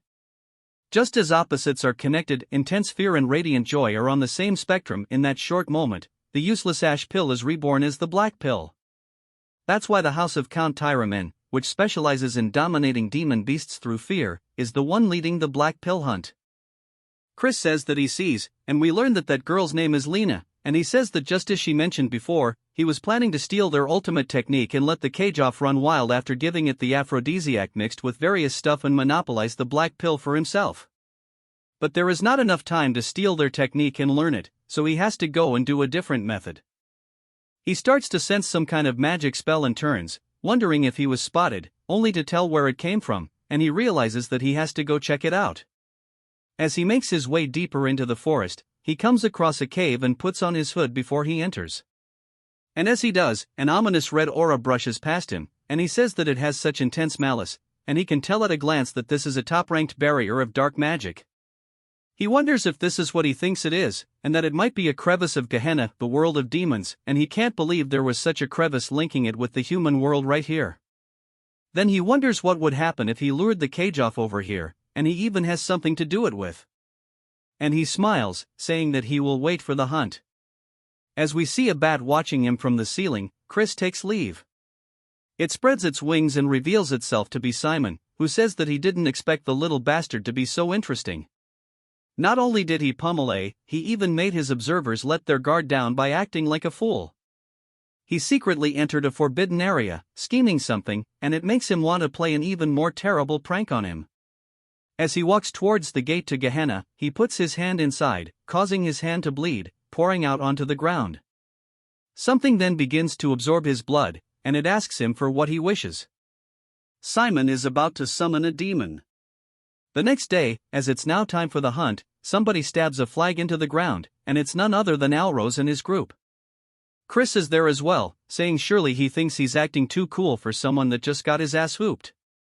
Alros tells him to shut up, saying that he's the poser, asking why he brought the holy sword when he can't even use it. Chris tells him that it's more effective than a club, asking if he wants a taste. Alros changes the conversation, telling everybody to go lure the monster off to the altar, and those assigned to guard duty will follow him and they'll stand right by it. Simon is watching this as well, and Chris clearly spots him. Alros tells Chris to go ahead and answer, and Chris says, as he wishes. Now we are at the altar. One of the other guards asks that Chris go hold up somewhere else, as he's only getting in the way of the hunt. Chris says that's fine with him if he gets to laze about, but not to come crying to him later for help with the cleanup when they inevitably die. The bit clearly pisses the dude off, but Alros tells him not to tire himself out before the hunt has even begun, and that the good-for-nothing can go guard the flag. Chris says this good-for-nothing will protect the flag to his utmost. Chris starts to sit down by a tree, saying that he wants to see them do their best, as they're just going to be playing straight into his trap. He made sure to pack the dagger and ash pill with him as well. While they start looking around for the sound, Chris can tell that it's coming, and we are finally introduced to the Cageoff, which is a rank 4 magic demon beast. He wonders why the hell it looks so derpy, since it looks oddly cute. The rest ask Alros if he's ready, telling him it's time. His animal buddy also tells him to begin the subjugation art. Alros stretches out his hand, starting to cast it, as the Cageoff continues hitting the ground with its beak. The others are casting some kind of slowing spell on it, as Alros slowly approaches it with the subjugation arts. Something inside of the Cageoff's eyes changes, causing it to let out a screech. It turns its face towards Alros. He looks scared and raises his hand only to get the absolute piss smacked out of him, causing him to fall into the floor. Everybody else also can see the poison coming from its little feather tentacle things, and they start to do a defensive formation around Alloy. But Chris says that it will not work and it's out of control because of the aphrodisiac he gave it. Alros says that it's a good thing they consumed the antidote ahead of time, but it's still dangerous if this drags on and that everybody should do their best to stop it the best they can. They start sending themselves flying through the air, heading straight towards Alros once more. They all scream out for him. Alros, out of fear, looks up, closing his eyes only to be surprised by something. Chris is standing before him with the holy sword, blocking the attack, saying that his house sure is pathetic and he can't believe they're forcing the busy flagbearer to step in. He'll be nice and bail him out if he promises to call him Big Bro. Alros calls him a crazy ass, asking why he should. Chris asks if he really doesn't want to. It's not like he is all the time in the world. Everybody else begins coughing due to the poison, and Alros grits his teeth, realizing he's right and tells him to help, calling him a bastard. Chris says that he better keep his promise, and he smacks the side of the Kage off the head. He then begins to use his own version of the subjugation arts, stretching around the side of the Kage, off restraining it. Alros is surprised, asking how he's using this. Chris asks if he really thought his family were the only ones who could use it, as long as it's not a secret technique, something like the intermediate subjugation art. This is nothing, as he rotates his body, grabbing onto the chains that have been created from the art. He then starts to pull back on them, kind of like reins, and jumps on the back of the carriage. It starts screeching and running, and Alros yells, telling him to wait because over there is a crevice. As he tries, warning him, Chris smiles, as he already knew this from last 18 night, he heads straight towards it. The carriage off starts going crazy, and he says this is surely the first time it's seen the malice of Gehenna and tells the carriage off to be terrified as its eyes, which were a very bright red, shift to a very bright yellow color instead.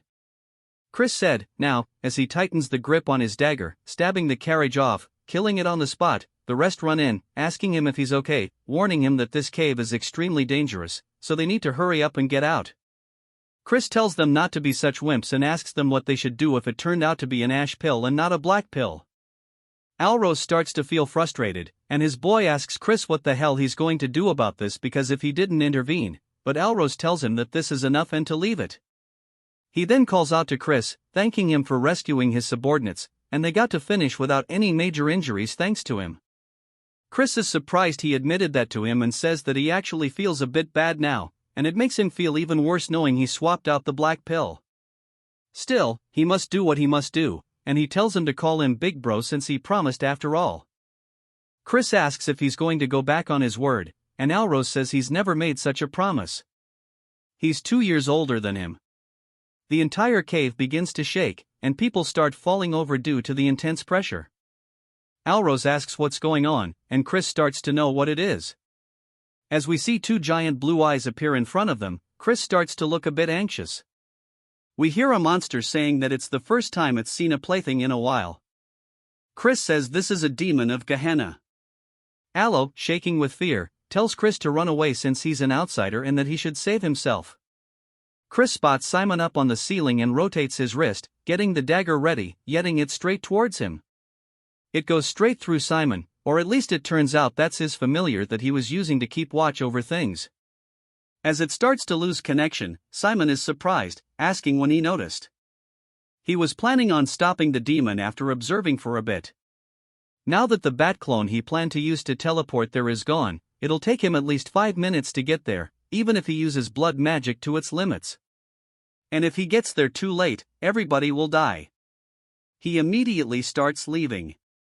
Turns out he's not a bad guy and he's just wanting to play a prank like he said. The demon calls that interesting, asking Chris what he's scheming. Chris says he just doesn't like it when people try to take sneak peeks at him. The demon laughs, saying that he sure does have a lot of concerns for a dead man. Chris says if you were to compare him to the demons he faced during the Age of Destruction, he would have to be a low-ranking demon, but he is at least a 5-star and he's not someone that he can currently face. He then raises his finger up into the sky, saying that it's not all bad. As he uses the same spell to put everybody else to sleep like he did that one girl when Lardos and Pomodore were trying to kill her, Yahello's subordinates start to lose consciousness. Alros yells, asking what the hell he's doing when they need to fight together. Chris says that he sure does have a strong resistance to magic and hits him straight in the gut, telling him to go to sleep already. I think he just killed him. Rip the demon asks if he's going to offer them to him and that he shall spare his life and even personally bless him in exchange for the sacrifices. Chris tells him to stop yapping and it's his principle not to associate with demons. As he starts to unshed the holy sword, the demon recognizes it, saying that the idea is commendable but a holy sword that he cannot use is merely a piece of junk. As he starts to prepare a spell, it shoots out directly towards Chris. He blocks it with his sword, but it's not enough as it sends him flying into the wall of the cave, knocking him unconscious. The demon then grabs him by his arm and lifts him into the air, saying that he shall give him a chance to offer them to him and then he shall spare his insignificant life.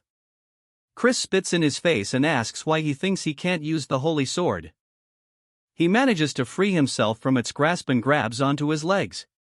Tucking as he lands the flip onto the ground, he then starts to use his other energy core as the holy sword's tip begins to regrow using aura.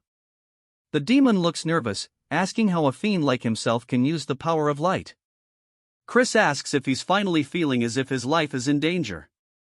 The demon says that this isn't going to stop him as he starts to form a giant red orb directly in front of Chris. Chris readies himself, taking a slightly wider stance and yells, using the Dead Sea cleaving light as he swings his sword down, sending out a giant yellow wave directly towards the demon. The demon says this can't be as it takes the attack. It lets out a scream, and I'm assuming that he kills it because it drops to the floor. Chris's eyes look extremely tired, and he says that he pushed his body too hard. As his vision grows more narrow with every passing second, he starts to fall over onto the ground, and they begin to lose focus.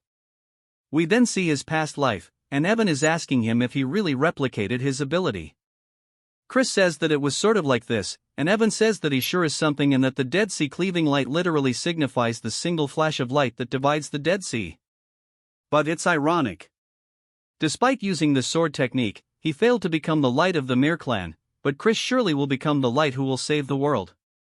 As we see a blue finger touch a puddle, we see Chris still on the verge of death, and the woman says that this is interesting. She says that her name is Mefina, the first seat of Gehenna, 7th realm. Chris closes his eyes as Meph says that she looks forward to his actions in the future. It then jumps to the manor of Count Timon. Chris says that his head hurts and he can't believe that he's been lying here for 2 whole days. It's been a complete waste of time, but his body still seems fine. He starts looking around for the black puddle, spotting it beside him saying this is great. He mentions the Mefina thing, saying that it was unwanted attention. Occasionally, fiends who stand out early on receive a demon's blessing and can be nurtured quickly, but he doesn't care since it's something bad guys receive. But a seventh world demon wouldn't even be that high level to begin with. Some giant lion-like dude enters the room asking Chris how his body is, and we are introduced to the patriarch of House Tyramin. The Count Chris greets him and goes to get up to bow, but the Count tells him that he should just rest. Chris wonders what's going on, and he says yesterday they organized an investigation squad and checked the cave. It seems that someone had tampered with the magic circle that seals the entrance to Gehenna. Fortunately, it seems the demon kin was reverse summoned in the meantime, but no matter how much of a fleeting moment it was more than enough time for everyone to lose their lives. Chris wonders if they really believe it was a reverse summon, but it doesn't make sense since it would be difficult for them to even consider that he killed it since he doesn't need to think of an excuse. That's a plus. The Count says that he would like to start with an apology. He's sorry for treating him so poorly using only the rumors of him being a good-for-nothing. He then bows, thanking him, saying that he is a benefactor of House Tyramin and he is grateful for him. Chris tells him not at all, and as a member of the Dark Magic clan, he just did what he needed to do as they are family after all. While it does hurt his conscience, he decides to muddy the water a little bit, but it seems like that resonates with the Count. He says that's right, and if there is something he can help with, then he should let him know as long as it isn't something impossible. He will make sure it will happen. Chris thinks about it, saying in that case, he hopes that House Tyramin will shake off the old grudge against House Khazar instead of the enemy-like relationship they have now where they keep bearing their fan.as they each other. He wishes that they would have a friendly but competitive relationship where they can plan for proper advancements together, something that matches the fact that they are bloodline. Ken then goes to say something, but Chris says that he's sure he also knows the reason why their two houses are feuding is because of the behind-the-scenes work of the main clan. Since if the branch families work together from the main clan's perspective, they may feel threatened, it's a scheme to keep them as mere dogs who guard the house. The Count asks if he's planning a revolt against the main clan, and Chris says that he has no such thoughts. The Count can't believe that he would think so far ahead, and Chris thanks him for the praise, asking if he'll accept his request. The Count sighs, saying that for the first time in a while he should contact Count Khazar, but before he finishes his sentence, he calls him by his name instead. Chris smiles, saying that's right, and if he just unites their forces like this one at a time, they can establish a much firmer front during the Age of Destruction. The Count then gets back to asking him what he's waiting for, saying that his son had something he wanted to say. Alros tells him to take this, and we see him embarrassed as he holds out the ash pill. He says when he came inside the cave, it was on the floor, and since he showed no signs of waking up, he made sure to take care of it. Chris says if it happens to be that he is so grateful that he wants to give him more things, he can do that too. Alros starts barking at him, and the Count laughs, saying that he shall give him a gift instead. It's a summoning stone that can store up to a rank 4 demon beast. Chris says this is a really rare item. The Count says that he'll also make a report so that he can participate in the Sacred Dark R and wishes him good results.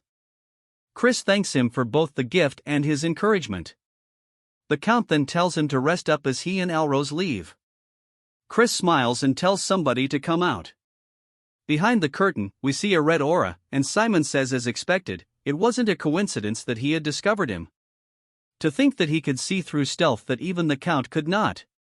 Chris said that he could smell the scent of blood. Simon introduces himself as the head butler of the Dark Magic clan. Chris wonders if this means that he is the Elder Head's henchman. Chris then wonders where he's heard the name Simon before and says that this is the master of the Blood Shadow Mages.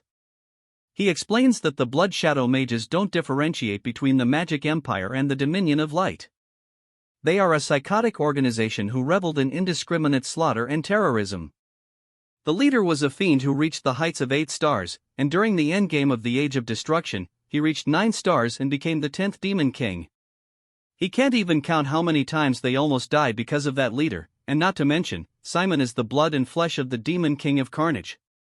Simon said that he never thought that the young master would be this amazing. Not only that, but to think that he could even eliminate a demon. Chris says that he's certain that he took care of it alone, asking if he might have seen the Dead Sea cleaving light. Simon says that he can tell he's playing dumb. After having gone to the cave, even the demonkin's corpse was completely annihilated, leaving no trace. And that it was not a reverse summoning, for it to be completely vaporized inside the cave. He's impressed by his skills, and he wants him to explain how he did it, as he should understand what he's saying since it will all be reported to the Elder Clan head. Chris asks why he should reveal his trump card.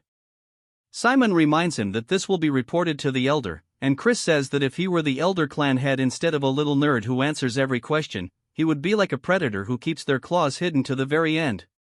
Simon looks surprised, saying that he surely is an interesting person. And Chris asks if he's not going to apologize. Simon asks what for, and Chris says it's normally difficult to differentiate between a reverse summoning and annihilation just using traces. That's why the Count misunderstood it to be reverse summoning. However, there must be a reason he believes it to be the opposite, and it's simple once he thinks about it, and that is because he was the summoner himself. And a demonkin summoning case where a member of the clan almost died would sure be some crazy news and might even be overheard by the Elder Clan head. Simon says that he will take responsibility, and Chris decides to keep it a secret. Instead, he should remember this, and that he owes him a big favor.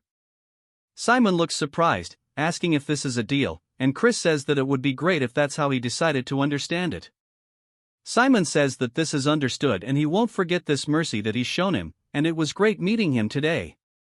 He hopes to see him again soon, and he'll be counting down the days until he arrives at the main clan. Chris explains that Simon is a person who will have an important role to play during the Age of Destruction. Therefore, he absolutely needs to form a connection in order to change the future. We see Chris's luggage floating through the air as Mary says that she's finished the preparations to return home. He tells her good work, and Alrose opens the door and peers in, asking if he's leaving now. Chris reminds him to use his title, and Alrose asks what he means. Chris says that he let it slide yesterday in front of the Count, but a promise is a promise, and that he has to call him Big Bro from now on. Alrose says that he already told him he's 2 years older than he is, and Chris asks if he has something he wanted to say. Alrose says that he came to warn him. He said that they were all a family, and after hearing that, he felt that it wasn't right to do this to family and to be careful as he's already aware, but the one that was most against his attendance of the sacred dark rite was young Master Loin. He should know that even 2 stars are not of the same level between the main families and branch families. The greatest elixir, the ultimate techniques of the main family, and blessings of dark magic, the starting line for direct descendants is much further ahead than where they of the branch families begin. He's going to be easy pickings. Chris smiles, saying that he'll give him a warning as well and calls him Little Bro. He tells him not to participate in the upcoming sacred dark rite as he's saying this for his own good. Alrose says that he was only saying this out of worry and he's not letting him monopolize the pure dark energy. Chris tells him to keep this in mind no matter who his opponents are, they'll come to regret facing him in the sacred dark rite. Alrose starts to get pissed, and Chris tells Mary it's time to go. He tells Alrose to think about it and not to regret it later. He heads back to the house of Count Khazar. We see them going to find his brother but only being informed that he left for the training cave immediately. Upon returning, the butler says that he wished to train alone until the sacred dark rite. We see them finally catch up to him, and he calls him his full title, the Honorable King Emperor Majest brother. He says that he promised him that he'll duel him once he returns. Chris is surprised by how much he's grown in such a short time and that he's already a middle 2-star, and he sure is growing quickly. He says that he's busy and needs to train. Chris realizes that he's also participating in the upcoming sacred dark rite, and that won't do. He tells him to wait for now and they can duel after he's done training and that he should train too. Then wants him to promise that he won't push it further back, and it won't be anything like last time, so to watch out. Chris says okay, and then walks away.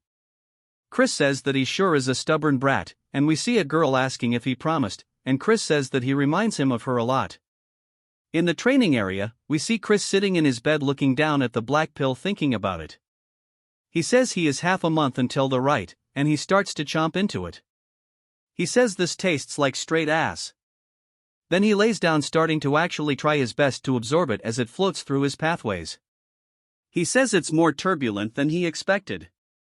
He then starts to feel a weird sensation asking what this is and if that is light force he senses within the pill. He wonders if the elation that the monster experienced upon death became a part of the pill, and he says no wonder they are difficult for fiends to absorb. But that is all irrelevant to him as he continues absorbing it into all of his pathways. He says all that's left is this light force, and that fiends would normally expel this energy with the help of their teacher, but why should he let such a nice thing go to waste? And then he's going to take it all into his light core and absorb both of them at the exact same time. As he has both light and dark flying through his pathways, each one going to their respective core, taking every single thing this pill has to offer, Chris opens his eyes to reveal a very bright light, only to close them once more to show off the darkness. This time, and then a little later, we see a woman telling someone to enter. He says that he has a report on the investigation she requested. He says that during the black pill hunt, there was an incident where a demon kin was summoned, but he survived it. He's sorry that the investigation took longer because he had to look into the incident as well. She tells him good work, and he says that unless she has any more questions, he shall take his leave. As she's looking at a photo of Chris, we learn that her name is Eidline. We then get another time skip of half a month, and there is knocking on the door saying that today is the promised day. Chris tells him to enter, and then does so. He's surprised. Chris says that since he's coming first thing in the morning, he must be really looking forward to getting plummeted. Then, he's just wondering what's going on since his presence leaks beyond what it was half a month ago and tells him not to make him laugh. Chris says that if he's desperate for a taste of an ass whooping, he'll grant him one right now, but if he wins, he should give up on participating in the upcoming Sacred Dark Rite. Then, he asks what he's saying, and Chris says that as he knows, it's a competition, and weaklings should stay out of it. Then, he tells him to shut up and raise his sword. Chris says that he's so blind to him showing brotherly concern, and he guesses that he needs to knock it into his skull for him to get it. Then, he dashes off the ground screaming it. Then, he jumps to Bro, being in the infirmary. He got off screen. Their father says that Chris went overboard and that the healer said that he'll be in bed rest for half a month. He guesses then we'll have no choice but to wait for the next rite. Then, he tries to argue against it, and Chris says that he wants a moment alone with him. His father says okay, and then he'll let them talk it out with his brothers. After he leaves, Chris approaches the bed, asking what he's pouting about and not to whine like a baby when he's the one who asked for the fight. Then, he says that he must truly dislike seeing him grow as he mocks him and looks down on his achievements. Now, he's deliberately injuring him so he can't participate in the sacred rite. Chris says that he's going to cry at this rate, and he thinks that they aren't on the same page. Here, he did that in hopes of him becoming stronger for him. If they compete against each other in the rite, he will forever lose his chance to obtain pure dark energy, and he needs to be rough because of how stubborn he is. Asking if he understands, but most importantly, pure dark energy doesn't suit him. Then, he asks what he means, and Chris says that his best suited energy is gray. Dark energy instead. We learn that just like how the power of light divides into various types, there are also a variety of dark energies. Pure dark energy is the highest attribute of all dark energies. Right below it is a gray dark energy, a type suited for curse magic. He says surely he's found it easier to master curse magic than swordsmanship. Then, he asks how he knows this, and Chris says that he can't tell him that he learned the future and that he should come up with a decent excuse, saying that he can tell that much while sparring with him. Chris tells him that if he takes in pure dark energy before he masters great dark energy, it can cause problems when he tries to learn it later. Of course, it won't be impossible since pure dark energy is the higher attribute, but he'll be impeded by its unique properties, and it will only slow him down. He wants to become as strong as possible as soon as possible, and he wants him to think these things over before participating in the ritual. This is his sincere advice to him as an older brother rooting for his younger brother's growth. Then, looks super touched, and then Chris gives him a gift. He sees it and recognizes it as an ash pill. Asking why he's giving him such a valuable item, Chris says that's because he's his little brother. Asking what other reasons he needs, he already ate something better anyway. Then, even starts to tear up and damn, this is just way too wholesome. He says, if he was capable of changing like this, he wonders why he acted like a turd. Even when their mother was on her deathbed, and if he knows how much heartache their mother suffered through because of him. Chris stares at him and sits down beside him, saying that he didn't understand it back then. It then jumps to later as the carriages come to a stop. Chris exits, saying that he needs a good stretch, asking how far they traveled since his whole body aches. He asks if it would hurt for them to open the warp gate, and he can't believe they're being this petty. This is going to change once he becomes the clan head. Mary then flies in, saying that she can't believe they're going on a date with just the two of them. Also, that this is making her heart go crazy. He says that she doesn't even have a heart, and he explains that because the main family limited him to bring in one companion, he can only come with Mary since she's attached to him due to their pact. He sees other people talking about him, and Mary says that he is already famous. We then hear Simon calling him the young master, and everybody else is surprised as they recognize him and they ask what the head butler is doing the greeting. The good-for-nothing Simon says that it's only been half a month, but he's managed to grow so much more. Chris asks if the elder clan head, Aide, has nothing better to do with his time. Simon says nonsense as he is here on his orders specifically, and that the elder clan head would like to meet him personally. Simon says that he doesn't even seem surprised, asking if he was expecting this. Chris says that no, he actually was surprised, but Simon says that's not what he saw. It then jumps to the clan head's room, and Simon says that he's brought him the clan head. The clan head says good and tells Chris that it's been a while. As we see Marion with him too, Chris starts to feel a very powerful gaze, saying that this presence is dominating and he can barely stand from the pressure alone. And for him to exude such dark energy despite knowing that someone of his level can't withstand it is pretty crazy. His hands start shaking, and he lowers his head, greeting the Duke. The Duke asks if he was not surprised by the sudden meeting with him, and Chris says that he expected him to call him the Duke.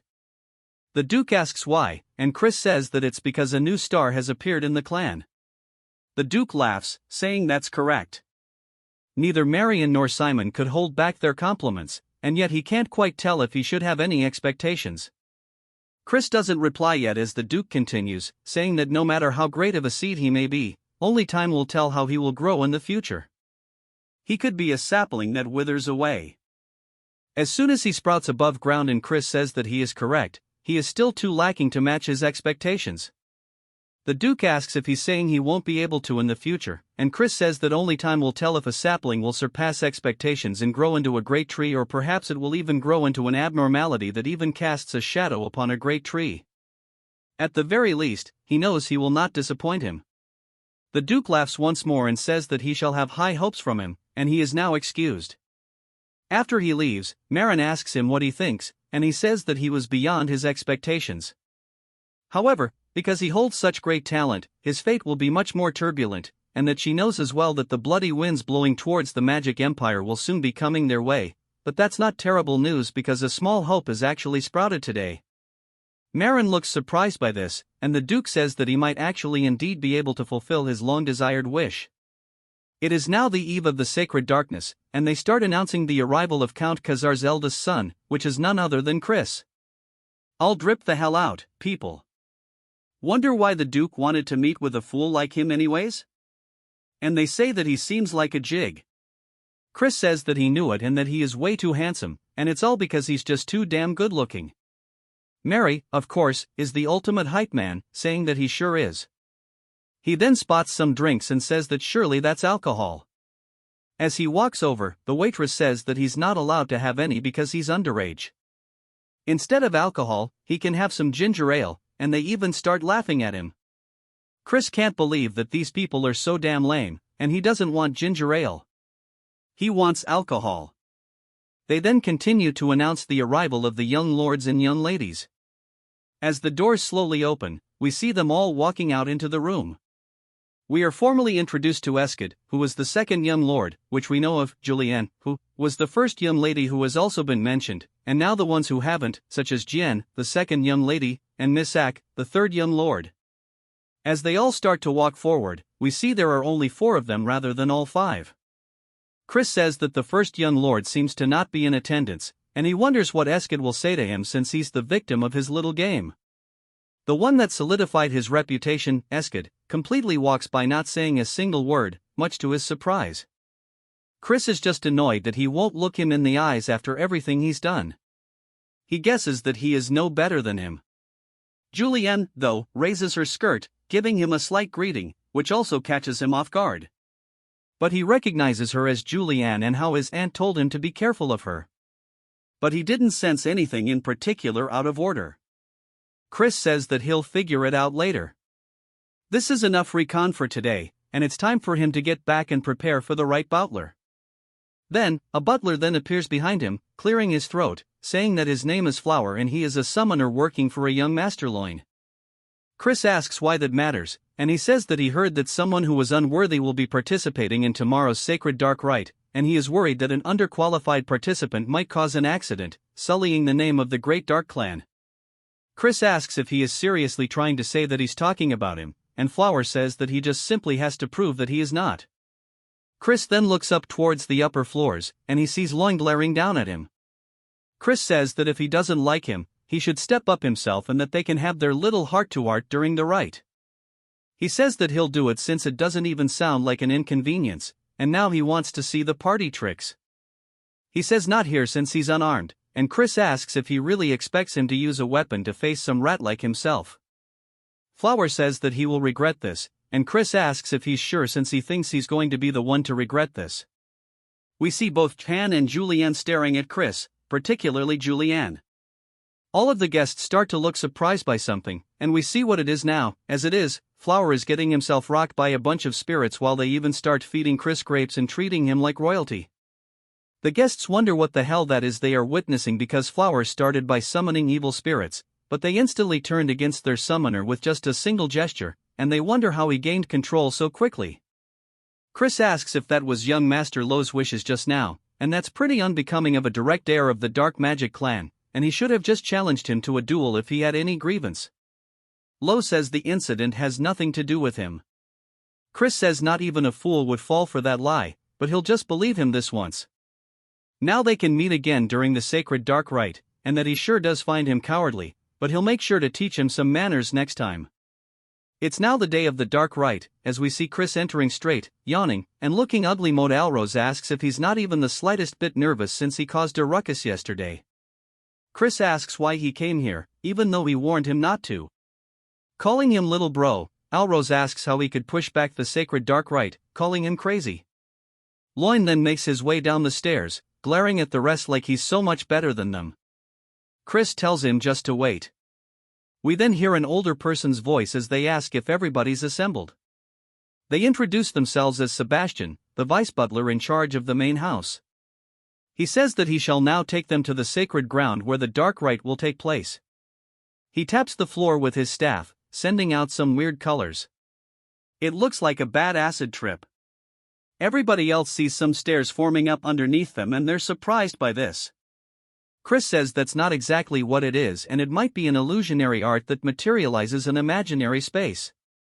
Sebastian starts walking down them, but he's going extremely fast and the rest start panicking, saying that he's leaving them since they're being left behind. They need to hurry as they start sticking close to him, following each and every turn. Some of the participants say this is weird and they thought they went underground, so why is there such a steep slope? Even Loin and Alrose look like they're struggling. Sebastian tells everybody to please hurry up as the ground will not support them forever and they even start falling off into the void. The other participants look nervous and Sebastian says that since they're late, he's going to be speeding up now and he starts to move even faster than he did before. A little later, even more people have fallen off and Loin says that losers should know their place and they don't deserve to be up here.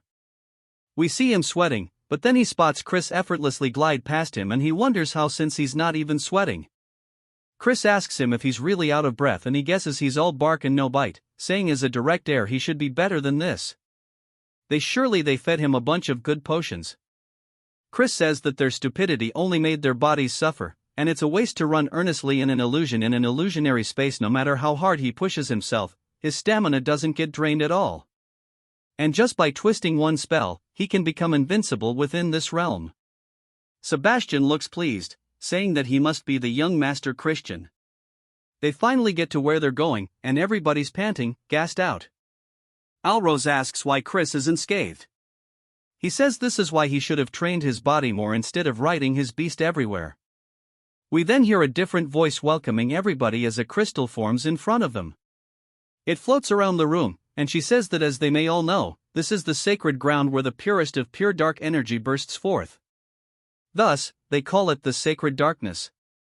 And she introduces herself as Rahu, the manager of the sacred ground. She welcomes the young masters and young misses.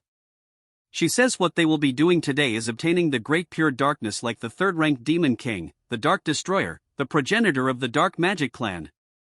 A blue light then starts to form on the ground, weaving underneath every single one of them, and she says that there is not enough for all of them to share. All of the demon beasts inside will test their worthiness.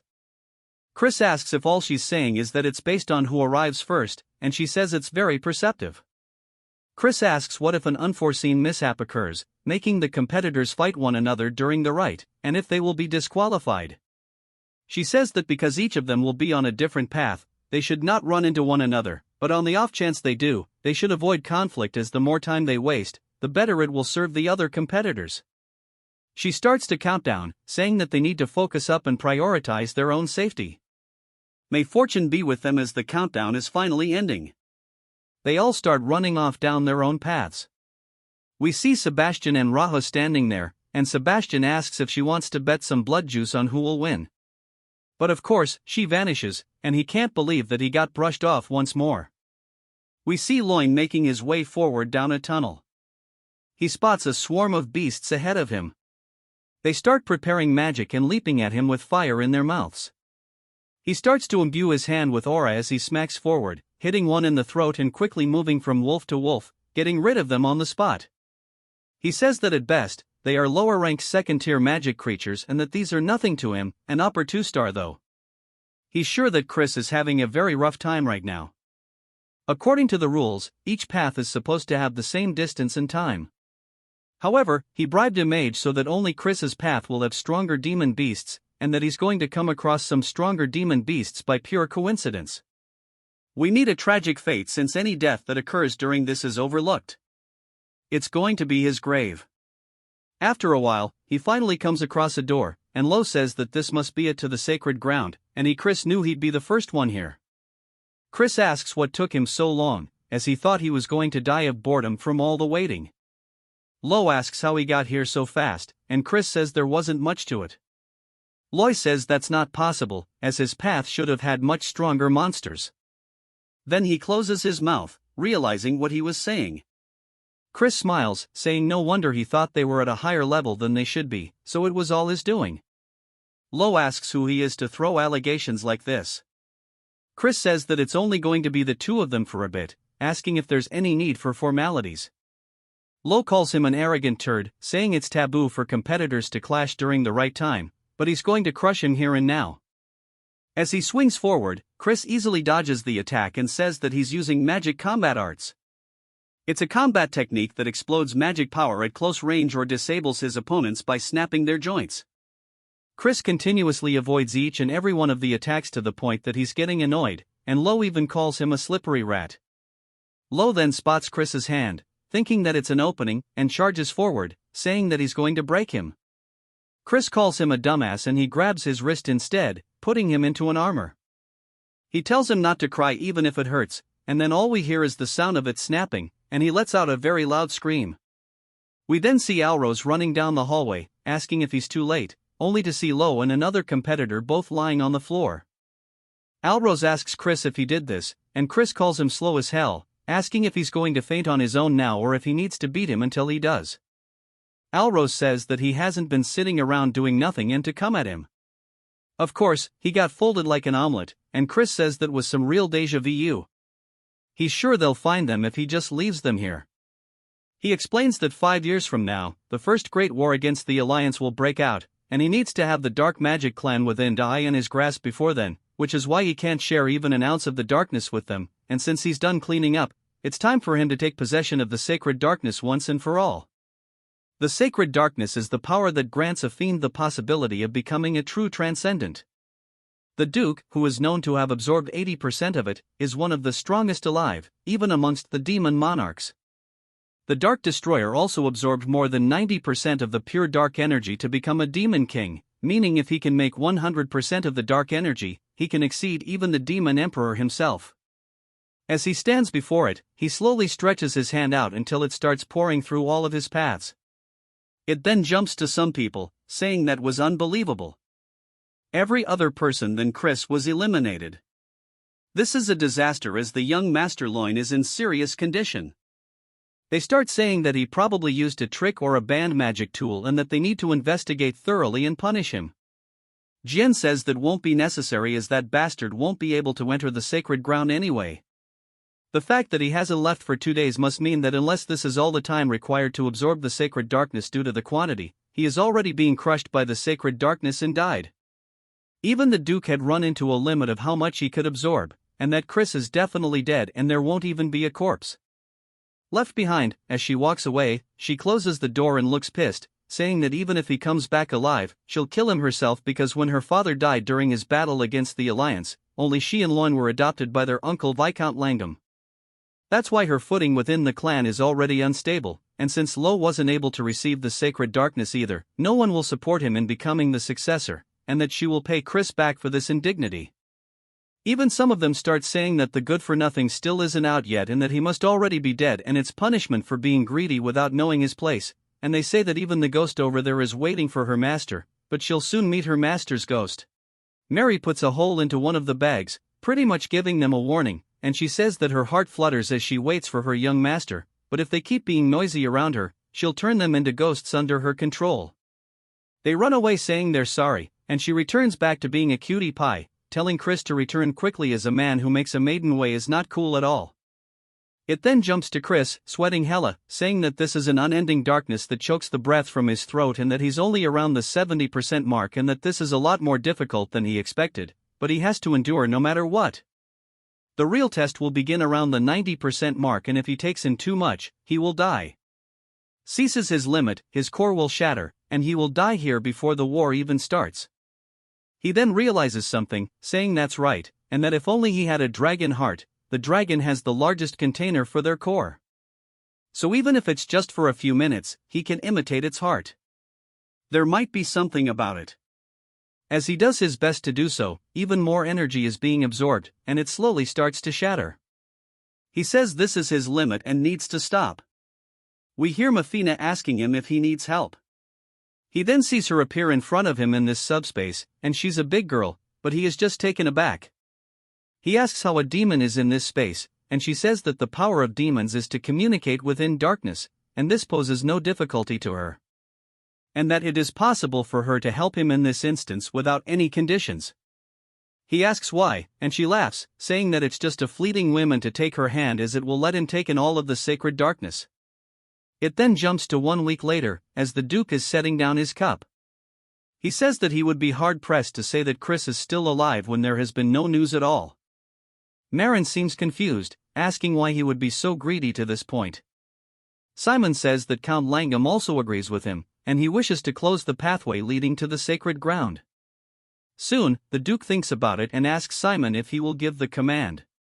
The Duke says that he is just trying to test this old man, and he asks Simon if he thinks that Reckless Child is still alive. Simon says the odds are close to 0 but that he is pretty interesting, so he doesn't actually know. The Duke thinks about it a little longer, saying 1 day and that they'll keep it open for legit just 1 more day. Marin sighs out of relief, and Simon says that he'll go spread the word. Chris's course gets overflowed by the pure dark energy, as a result his heart is paining and can explode anytime. This mommy demon tells him to grab her hand before it's too late. Instead of taking her help he stubbornly refuses. Hearing this she tells him he is extremely foolish, telling him that he should know that there is a limit beyond which humans are not permitted. Hearing this Archad gets pissed, telling him that it seems like he is forgetting something. Since they are currently in a world full of concepts. What Archad does next shocks her, as Archad starts glowing, his hair turns gray and his eyes turn red. Archad has grown red horns and transformed into a demon. What he just did now is demonization, shocking her. Looks fire, to be honest. This technique is the Mystic Clan's ultimate technique. It is a forbidden spell where a mortal temporarily transforms into a demon to bring forth explosive abilities. Although it is powerful, it is lethal to the user. In the past, Lena died after casting this spell. It's probably that Fox girl who taught our chat all info about the demon clans. If he were to remove the parts of the spell that amplify dark energy, he can use this world's dark energy to his advantage and form a bowl to collect the energy without accruing any penalties. As our Chad forms the bowl gathering the energy, and slowly and steadily the dark energy starts accumulating. Since this plan worked with this container, he can collect beyond 90% purity and make all the sacred darkness his. The demon mommy is in disbelief that our Chad formed a black crescent. It's not possible that a mere mortal no different than an insect has shed his body, in order what she said that he has surpassed human limits. As he gets all classy telling her that it's because he is genius.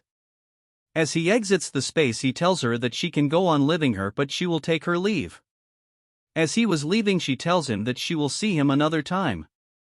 Hearing this our Chad turns around and right before the portal closes he takes out his middle finger telling her to piss off. She remains quiet for a while, then figure out what he means, and starts laughing.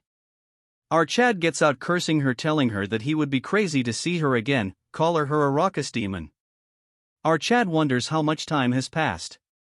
According to him it must be a week, so the family must be in chaos. He undoes the demonization and says that it's time he should play a prank. After some time a butler barges into the Lord office telling him that Chris has returned. Hearing this everyone in the room is shocked, telling him how it is that he is still alive. The acting head, let's call him Donkey, tell the minion to elaborate what happened. He says that our Chad survived with his life hanging by a thread. As a result he is extremely fatigued. From what the healer said he is sensing pure dark energy, but it's a mess. So it will be difficult for him to utilize the energy forward the energy. One turd curses our Chad, telling him that what can they expect from a turd like our Chad, and there is no way he absorbed more than 80% of the sacred darkness. The energy was wasted because of this, and one fatso tells the Lord that our Chad must take responsibility of this. With a cold face he tells them that he will keep note of this and tells them to leave since the meeting is done for. After they are gone he asks someone if the report is true. He says that he observed our Chad next to a healer and it is clear that a problem had occurred with his core. Hearing this he continues to tap on the table and the old man nervously sees him being quiet. As he gets colder he tell this guy that Loin needed to become the young lord, a sacrificial lamb and the key to their plans with the poison magic clan. This crazy donkey says that their plan of eradication all with something called Jupian has been postponed. As for Chris, it's unsettling that his father is paying attention to our Chad and because of him the flow of the river is disrupting. Hearing this the man keep quiet as if he needs to go to the toilet. After a few more of this annoying tapping he orders his to bring Chris down to the darkness hall the following day. He will announce Chris's coming of disposal before vassals. The next day as our Chad was summoned, he thinks that they are desperately trying to get rid of him. Since they gathered all important people here for this meeting. This donkey asks our Chad if he is aware of the sins our Chad has committed during the sacred rites. Our Chad says he is aware all while the leader is seeing a distorted core. He asks Chris to elaborate and he says that his peers are unworthy of their lineage so he should have pummeled them even more. Hearing this an ugly female wearing a suit gets angry. The donkey explains that our Chad's mistake was that even though he was able to monopolize the precious resource of the dark magic clan, he wasn't able to produce a result befitting of that privilege. Chris asks him by what measure did he use to exactly come to this conclusion. He says that a purity of 70% is a bare minimum. Our Chad asks him what sort of punishment he would befallen him if it's below 70%. This fish face says that he will not inherit any of the dark magic techniques. Additionally, he will forever be barred from entering the grounds of the main house, and his succession of the house of Count Khazar will be denied as well. Our Chad acts as if he doesn't care, telling him how he is going to measure it, as it seems even he cannot fully measure it. That's when the fake Eskid raises his hand telling our Chad that he's CA help. He says that although Christian's core is in chaos, a dark energy clash should be able to measure his purity. Since he absorbed 70% of the sacred darkness, if our Chad is able to overpower him, then that would mean our Chad has achieved greater. A dark energy clash is a battle purely measure the superiority of one's dark energy against another's. In a battle purely, to measure the superiority of one's dark energy against another's. Given the same amount of dark energy, whoever possesses more pure dark energy would overpower the other in an instant. But when pure energy of similar ranks clash, the one with higher purity would be victorious. According to our Chad, it's the perfect way to destroy his core. He thinks to himself that this guy is more sinister than he had expected. Before they began, our Chad has a condition: if he were to achieve a great enough result, they must support our Chad and allow him to attempt the test of the young lord. Hearing this, a few get shocked, but his third brother agrees, telling them it doesn't matter if one is of direct bloodline or a branch family when aiming for the seat of the young lord. As the other remains quiet, he says that it's the way the magic empire for the strong to lord over the weak. As he gets onto the stage, he tells Chris that during the dark energy clash, if one doesn't have sufficient control over it, it could hurt your core. So to match his rank, he will only use dark energy of only a beginner 2-star level. As they reels their energy, our Chad tells him that he doesn't need to do that and should worry about his precious core. As he releases his energy, the turd says that hearing him speak such word makes him look forward. As they collide, our Chad instantly overpowers his 2-star dark energy. This turd is shocked because his dark energy was nullified without our Chad gathering any strength of his own. He uses the dark energy of an expert 2-star, but the results are the same. Our Chad, seeing this display, says that it's an utter disappointment. He angers him more, telling him that he was acting so high in might yet he is this weak. Because of this taunt, he releases aura. Seeing the reels, the others says that it's a 4-star dark energy. If it hits, it will shatter our Chad's core. A dragon-like energy forms around him. But another dark energy forms from the other side. A huge claw large enough to squash it forms. It's so enormous that in front of it the dragon looks like an ant. As our Chad tells this turd that during an energy clash, if one doesn't have enough control, one could hurt his core, so he should be careful, as the energy damages his core, making him scoff blood. Our Chad takes the energy back, thinking it was not enough and he should have broken his core. Since he is smart, he coincides telling everyone that our Chad has a purity of at least 90%.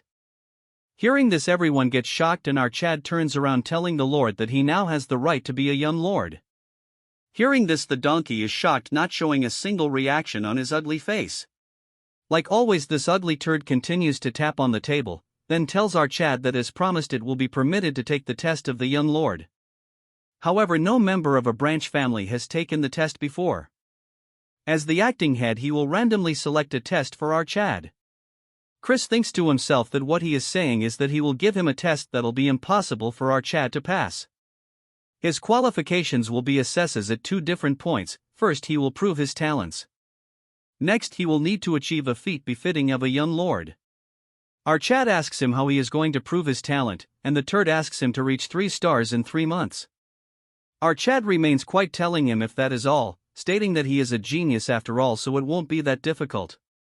The man remains quiet, then says that he is looking forwards to seeing what he achieves in 3 months. Later that in a quiet room, the turds sit across each other. As the retard sips tea, he is disappointed on Eskid, and he says that it is all his fault for having underestimating our Chad. Because of this, even his core took a blow, so they must deal with him quickly before he becomes a problem. He tells this junior turd to not worry, since he should be aware why they intentionally go out of their way to not absorb more than 70% of the pure dark energy. The higher the purity of the absorbed dark energy, the more difficult it is to raise the rank of said energy. It is exponentially difficult.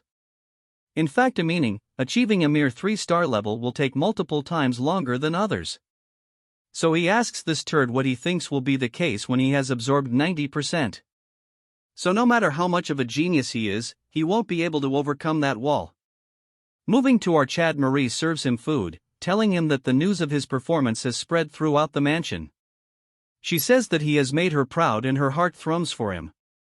Chris tells him it's embarrassing. Marie says that while waiting for our Chad this time, she has truly realized what her feelings are for him. As she longed for him every day felt like an eternity. Damn, this hits hard. Hearing this, Chris remembers his past memories.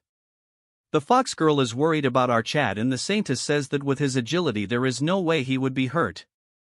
She is Rania, as she tells him to give his hand to her. Hearing this, Foxy says that she can directly say she was worried about him. Hearing this, she gets embarrassed, telling that even the hero was worried about Chris. Remembering all this, our Chad gets happy, thinking to himself that after escaping his hellish can that only wished his death. His entire life was full of bloodshed until he met those with hearts filled with warmth. As Marie was preparing her blood juice, Chris says now he can speak words he couldn't, thanking Marie for waiting for him.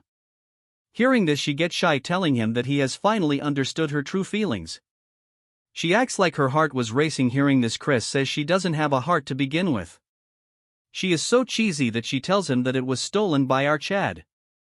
Chris says that since she waited for him, he will give her a reward, offering to go on a walk with him. Hearing this, she starts acting crazy. She gets all dressed up as they go on a walk. What a piece of art, she'd better get a body soon. Chris thinks it's cool to relax once in a while, and she still has to reach 3 starts in 3 months. He thinks that it will be tight, and even with the guidance of the Branch family tutors, still handling over 90% darkness will be difficult by himself. That when a voice intrudes, telling him that he is focused on going around and causing trouble. Turning around, it's our Chad's auntie, and he greets her. She asks him if this is the right time for him to be wandering around the garden without a care, asking him if he found a teacher to aid in his training. He asks her if it's her, but to his disappointment, it's not her. She shocks him when she says that it's not her but someone else. He tells Marie to leave, telling her that he will see her in dinner.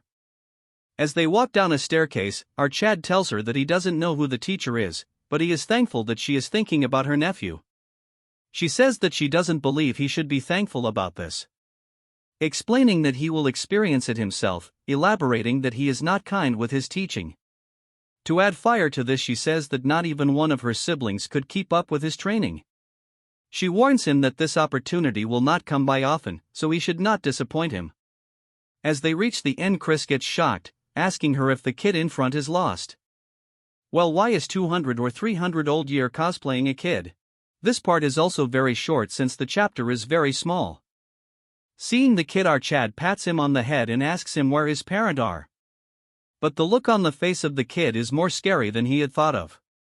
That's when our Chad realizes what he has done. His aunt tells him to show some respect and start with a hello, since this is the incarnation of the clan head.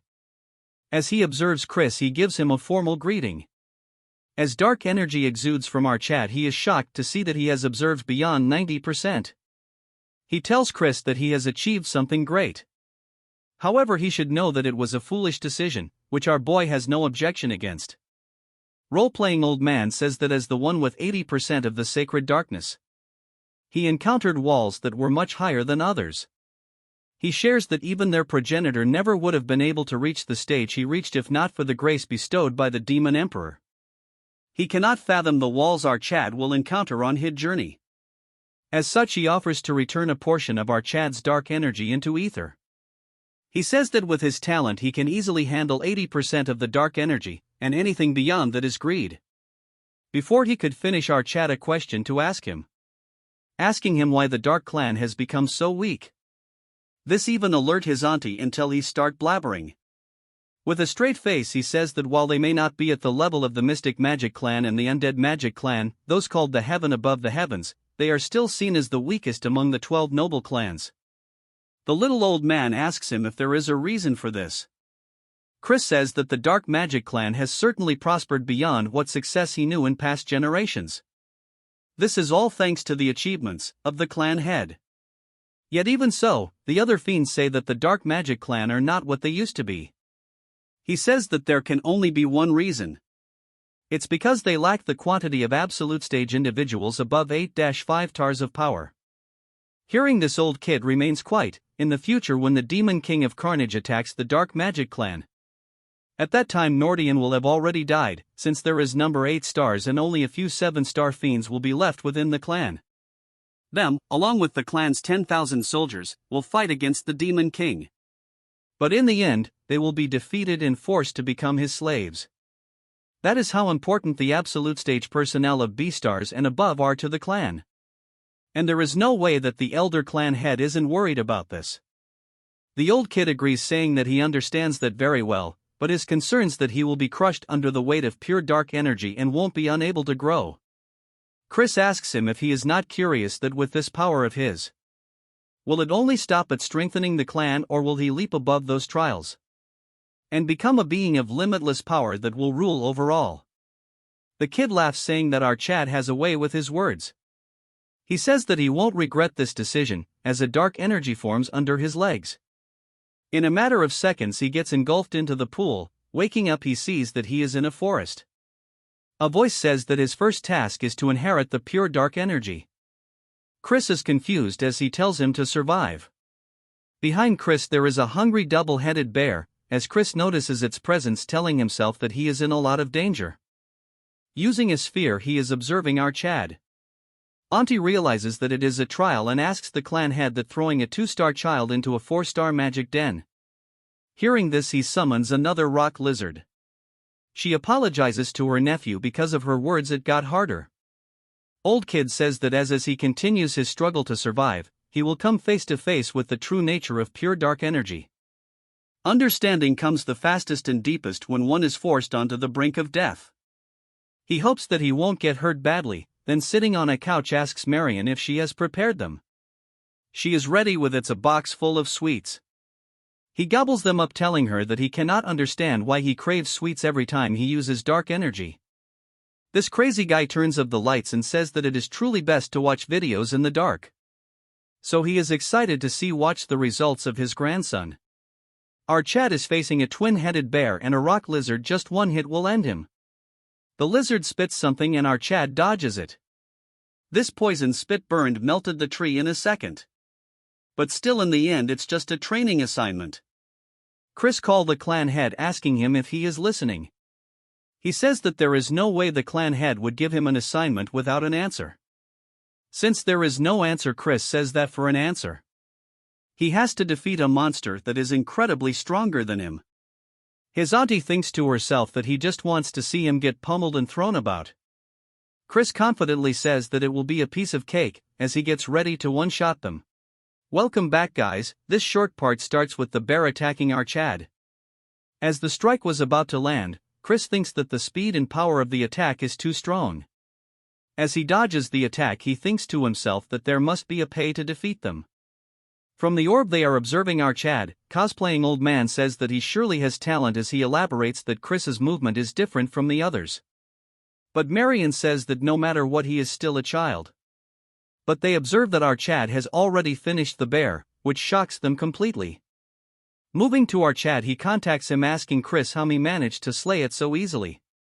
He explains that this guy has high physical strength and defense, but agility and magic resistance are reduced.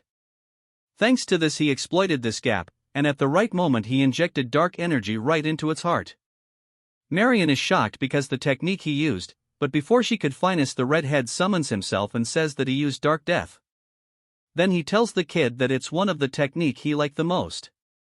Moving to Chris after he is done with the bear, that when our Chad realizes that he didn't deal with the lizard. But it doesn't give him any time to rest and attacks Chris, but he easily dodges the attack. But since it has 2 heads, the other one spits poison which he barely dodges. This lizard has 3 hearts, until he destroys all 3 of them at the same time. It will continue to regenerate, so he has to try a different approach. Using the dark energy as rope, he entangles the lizard with it, completely binding its movement. As he uses extreme force, the entire monster gets destroyed as all 3 cores get shattered under the force. Crazy Redhead says that what our Chad used was an applied version of dark destruction. Cosplaying Old Man says that he cannot see properly, so he should move aside. As he continues to get crazy, he asks Marion if she is the one who taught him this, but she instantly denies, telling him that she has no idea. He says that it's not something one can learn, but Redhead says that then there will be no need to learn dark magic, as for the clan leader he remains quiet. Since our Chad is done dealing with them, he gets transported back to reality. And with a fox-like smile he says that he had to think a lot, but it was a great lesson, giving credits to the leader. To add oil to the fire, as Marion and Redhead remains quiet, he says that thanks to the Lord he was able to learn how to apply dark magic on his own. He says that arrogance is a no, but he will begin the full-scale training of dark magic. He tells the turds to get out as they follow his orders. As they leave, Marion is concerned because this kid might be too hard on our Chad.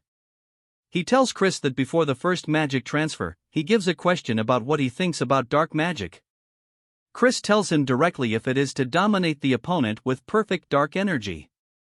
Hearing this, he asks him what perfect darkness does he mean. But Chris is nervous as he doesn't have an answer for this. He tells Chris to take a good look as he unlocks some kind of lock. The next second the entire place starts shaking. he says that this is the beginning of all darkness as the entire place gets surrounded with dark energy. If he walks down the deep stairs, the 12 abyss awaits him and he should go and devour the Lord shrouded in darkness. In front of his hand a lot of energy accumulates, and a dagger made of pure energy forms. The old kid waves his dagger, feeling the attack. Our Chad thinks that it represents death and a single blow can kill him. It shatters the space behind Chris and he can't breathe properly because he remembers that it clearly cut his neck and passed by. The man explains that it is a sword of ideas that only cuts what it wants to cut. As the sword disappears he gets ready to leave, saying that he will give our Chad a month. In that time he should sharpen the black sword he just showed. As he leaves without telling him how to do it, our Chad is left confused.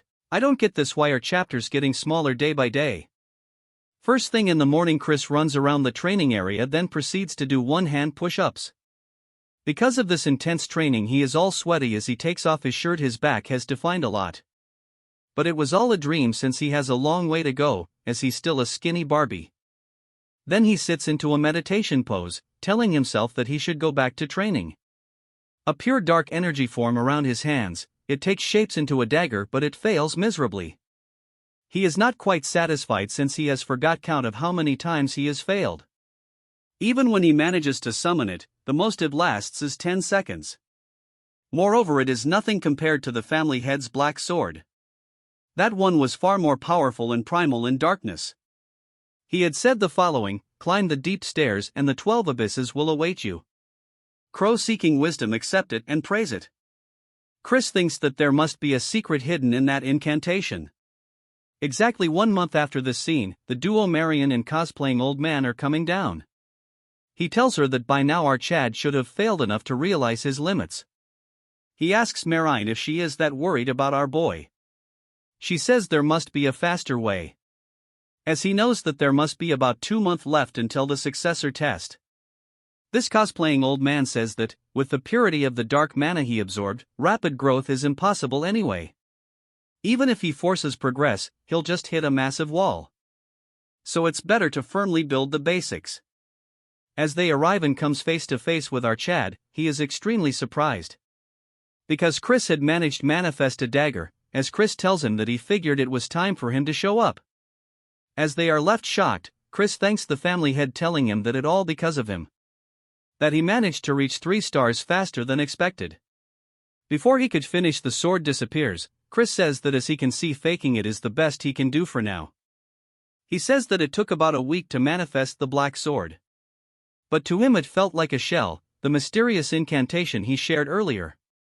By 12 abysses, he meant the black sword must contain all attributes of mana. Hearing all this, the old man gets flabbergasted because it's the true black sword. Not only did he exceed his expectations, he even understood the full intent of the task. According to the clan leader, it usually takes a year just to manifest a basic black sword. And a lifetime isn't enough to comprehend 12 mana types and awaken the true black sword. Yet our Chad did all this in under a month. He really might be the lone hope found at the end of the cursed demonic path. This emotionless turd smiles, telling our Chad to be prepared as starting tomorrow. The teachings he will give him will not be easy. Instead of worrying, our Chad is just as confident as he says it's fine and trusts the family head. Since he is done with the first hurdle, he makes a cheeky face, thinking of raising a toast. He goes to the winery acting all crazy, jumping around left and right. He thinks he deserves a lucky break and he is drinking expensive liquor that he couldn't even dream of seeing before. He thinks it's better to drink this before Marie comes and take it away. Some calls for our Chad, turning around, it's a pretty face telling our Chad that he is drinking in broad daylight like always. Our Chad wonders who this 3-star demon is. Judging by her eye color, she is not someone from the dark family. With a straight face he asks her if she knows him. Hearing this, she gets and her attendant gets shocked. She asks him what he means by this, then proceeds to get extremely angry, so much so that she slaps him with mana. Because of this, our Chad falls to the ground, and the attendant tells her to let go, since there is no need to get associated with trash like our boy. As she turns around, the old man from the exam is here taking the wine bottle. Chris is very angry, saying that she is rude all of a sudden, asking him who she is, and he says that she is Princess Marissa of the Venom clan. Hearing this, he turns into a fool because she might really be his fiancée, to be precise his former fiancée. Chris is in a tough spot after this because he might have caused a problem. Moving to Marissa, as she walks through the corridors, she is extremely pissed to the point that it clearly visible on her face. In a flashback we see a 8-year-old Marissa seen playing with ants. She thinks to herself that everyone is just going to talk to her brother, so she cannot understand why her father brought her to the dark family. As she was focusing on her ants, the busybodies tells themselves that she is an illegitimate child, saying if the Duke has lost his mind or what. Since his son is useless, they thinks that he is trying to sell his daughter off for a son-in-law. Feeling a presence, Marissa looks up to see Chris. He tells her what a kid is doing here all alone. Seeing him for the first time, she got charmed. Guess our boy got the looks. She says that she is not a kid, but Marissa, hearing this, our Chad calls her by her name. Then he proceeds to introduce himself. Hearing this, she realizes that he is the son of Count Khazar. Chris tells her to not mind what the adults have to say, and suggests her to pay them back when she grows up. At first she is taken aback, then she says that she will become the strongest demon and crush anyone that looks down on her. This even woos the original Chris as he blushes, telling her that she has ambition, as she gets shocked that the spirit of a true dark family demon. He gets up, saying that since she is going to be the strongest, he better stay on her good side. He puts his hand forward, calling her the future strongest demon lady, saying if she will give him the honor of showing him around the dark family state. Hearing this, her face turns completely red. Moving to the present, she is trying to forget all this, saying that all this in the past. Even if the engagement was arranged for the sake of peace between the two families, the future she once dreamed of that kept her awake at night, that version of her is gone now, as rumors of his bad behavior has reached her ears, as tears overflow her eyes. Then a second later she reaches the patriarch's office as he welcomes her. She greets him and he says what is her purpose for coming here. She says that he should be aware that a relic has appeared in the neutral zone between two families. This ugly turd asks her what the Venom clan plans to do about it, since the last time they took the relic. So he asks him if he is planning to concede this time, but she says that won't do, asking the leader if he would do the same if he were in the same position. With some grace he says that what she is looking for is a fair competition. She says that each family will send a team and whoever finds it first keeps it. But the team should be limited to 10 demons each, 3-star or lower, to prevent direct conflict between their families. She is smart as she says that if they were to suffer heavy losses, only the enemy will benefit, especially with the current instability in the Four Kings domain. This tapping master taps his table and tells her that he accepts their terms. She is actually smart, so she doubts why he is agreeing to this so easily.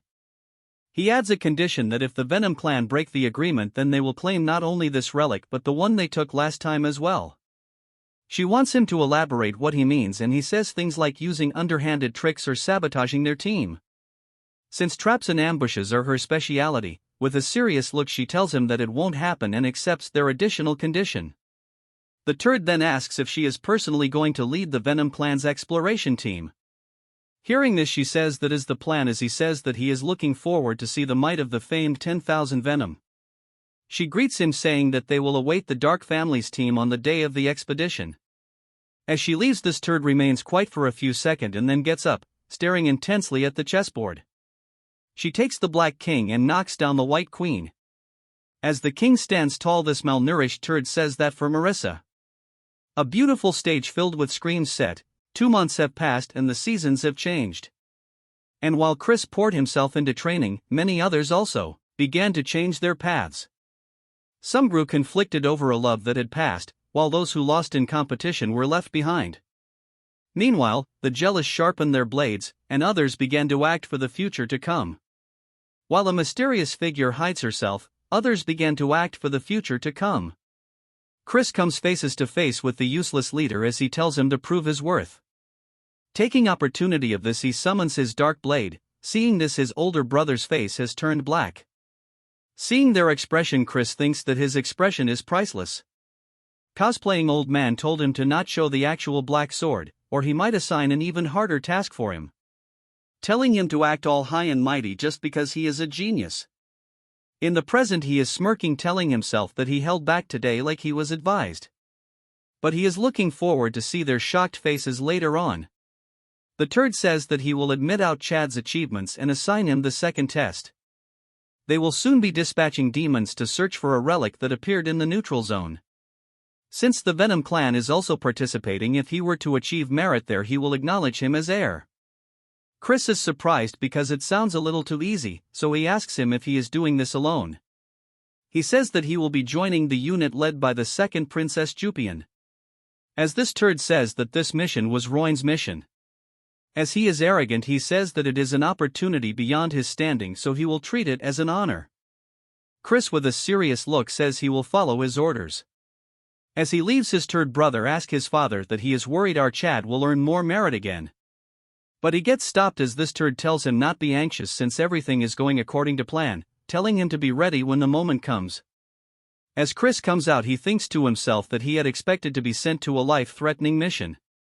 But he has a bad feeling about this. As he recalls his word, he wonders what happened to the original Roin in the original timeline. Originally the one to be named successor this time wasn't Christian but Roin, but he never heard about him during the Great War. In the past, Chris was forced by his fox waifu to rush and pet her continuously. If he stops, he won't be telling her something, so he is forced to follow her wishes. She says that it was about the demon amulet incident, a relic conflict between the Dark family and the Venom family. It was an incident not widely known to the outside world. Even though the Dark family's squad was wiped out during the relic expedition, the Venom clan has suffered losses too, yet for some reason both sides kept it quiet. What matters is that this incident became the seed of disaster. She tells Chris that Nordian dies by the hand of his Somarquis Rangham. If not for that, the bloodletting demon king wouldn't have conquered the Dark family so easily. So the amulet incident accelerated the age of destruction. The annihilated Dark family squad, which means that instead of Roin being on the Fed list, it got replaced by our Chad. But without solid evidence it is too risky to act. Currently he has only a 3-star, so he cannot do much. So it is best to be prepared, so he needs to head outside. Jupian tells our Chad to wait, asking him where he is going with an attitude. Chris tells her why does it matter to her where he is going. She says that she heard that he is joining the exploration team this time too. She doesn't like it, but he will be covering Roin's place. Hearing this, our Chad says that he won't have to do anything right away, insulting him more, saying that he is an idiot who wouldn't have done anything right away. Hearing insults about her brother, she throws her dagger at blazing speed. Chris clearly sees the movement of the dagger. With grace he dodges the attack without even blinking. Seeing the graceful movement, she gets shocked. Chris says that was enough of a greeting. He says that since they cannot stand each other, so they should keep away from each other's sight. Without giving her a chance to speak, he says that he has matters to attend. As she takes back her blade, she is pissed because he managed to follow the movement with his eyes, yet he didn't dodge. He knew that she knew it on purpose, as she thinks that he might be more dangerous than she has thought. Since Chris has nothing to do, he roams around the city. He grabs himself a beer and chugs it down in a go. But before he could do it, the innkeeper moves it away from his mouth. He then goes to the gambling table and wins a lot of money. This pauper proceeds to run around with so many sticks of meat that the kid beside him gets depressed. Chris says that it has been long since he has a break and he can live his life just lazing around. As he continues to devour meat, he thinks some shop he is looking for must be around. But he will need to get rid of the pest following him first. He thinks it's a pain since they look like the people sent by that turd. All of a sudden a mysterious figure grabs onto, telling him to keep quiet. He looks at him to see a very pretty girl. Chris asks her who he is, and instead of answering this, she says that there is someone tailing her, but her men took care of them. Chris wonders how it can be reassuring as she gagged him and dragged him here. He asks her who she is, and she says something like the Four Kings Dominion. Hearing this, Chris gets shocked. She says that she is someone trying to stop the unrest spreading in the Dominion. They should move somewhere else, as she asks him if he will join her. Chris keeps quiet for a second, then proceeds to tell her to lead the way. As they go deep into the alleys, Chris asks her just far are they going to go. She continues her story, saying that the demons in the king's domain are disappearing without a trace. Even in the safe zones in the city are being destroyed day by day. As Chris should be aware that the Dominion is plagued by the conflict between 3 families. It a place ruled by feet, and the family head couldn't care less about the lives of ordinary demons. That's why she has concluded that purging the criminal forces will require help from multiple families. But she cannot expect help empty-handed, so she will give information that could calm the storm in the Dark family. She says that Marquis Rangham is colluding with a high-ranking member of the Venom clan, and their goal is to assassinate Princess Marissa of the Venom clan. Hearing this, Chris gets shocked and nervous since they are not only targeting him but even Marissa. He cannot understand why they are trying to do this. If both families lose their core figures, the instigators in the Dominion will grow even bolder. Eventually, the balance among the 12 demon clans will collapse, bringing greater tragedy. That's why she wants to ask him to prepare thoroughly for this expedition. As she reveals her face with zeal in her face, she says she hopes he will become the Dark family's successor and stand against those who threaten peace. Chris is confused since she is even aware of the Relic expedition, and praises their intel for finding it out. Chris with a straight face asks her why he should trust her since she has no proof. If she wants to cooperate, she has to put something on the line. She gets flabbergasted for a second, but Chris is intentionally asking her to buzz off if there is no collateral. She tells him to wait and pulls something out from her robe. Seeing this, he gets shocked to the point he gets quiet. As he bids her farewell, she turns around as well and a figure emerges from his shadow, as she tells it why she cannot show her true self to Chris. A demonic figure says that it's for her own sake, because if Chris ends up in danger and drops her information, it will only make things worse. As she starts transforming, she tells him that she will watch from the sidelines for now, and she goes by the name Idrin. Moving back to Chris, he walks normally but then starts laughing like crazy. Because she have him a VIP card, which is exactly what he was looking for. The Dark Auction House, a secret method of dealing in smuggled relics and rare creatures. Only nobles or verified rich buyer are issued entry cards. Back then none of the hero party had a card, so it was very hard to enter this place. The card states the name Ria de Wolfman, which is a he never heard before. He remembers about what happened earlier, but it's too early to trust him. So it better for him to prepare a bit more for the expedition. Chris tells a man that he wants to send a carrier pigeon. The man tells him to write him a message and send it. Chris writes something that is unreadable for us as a cute owl flies, while Chris sees it leave. He tells himself that this is done, now he has to pay a visit to some guy, Sue at his Barbie outfit. Our new Chad, after turning into this masked dandy, goes to the black market. But he gets stopped as a nobody says that there isn't a place for someone like him, so he should get lost.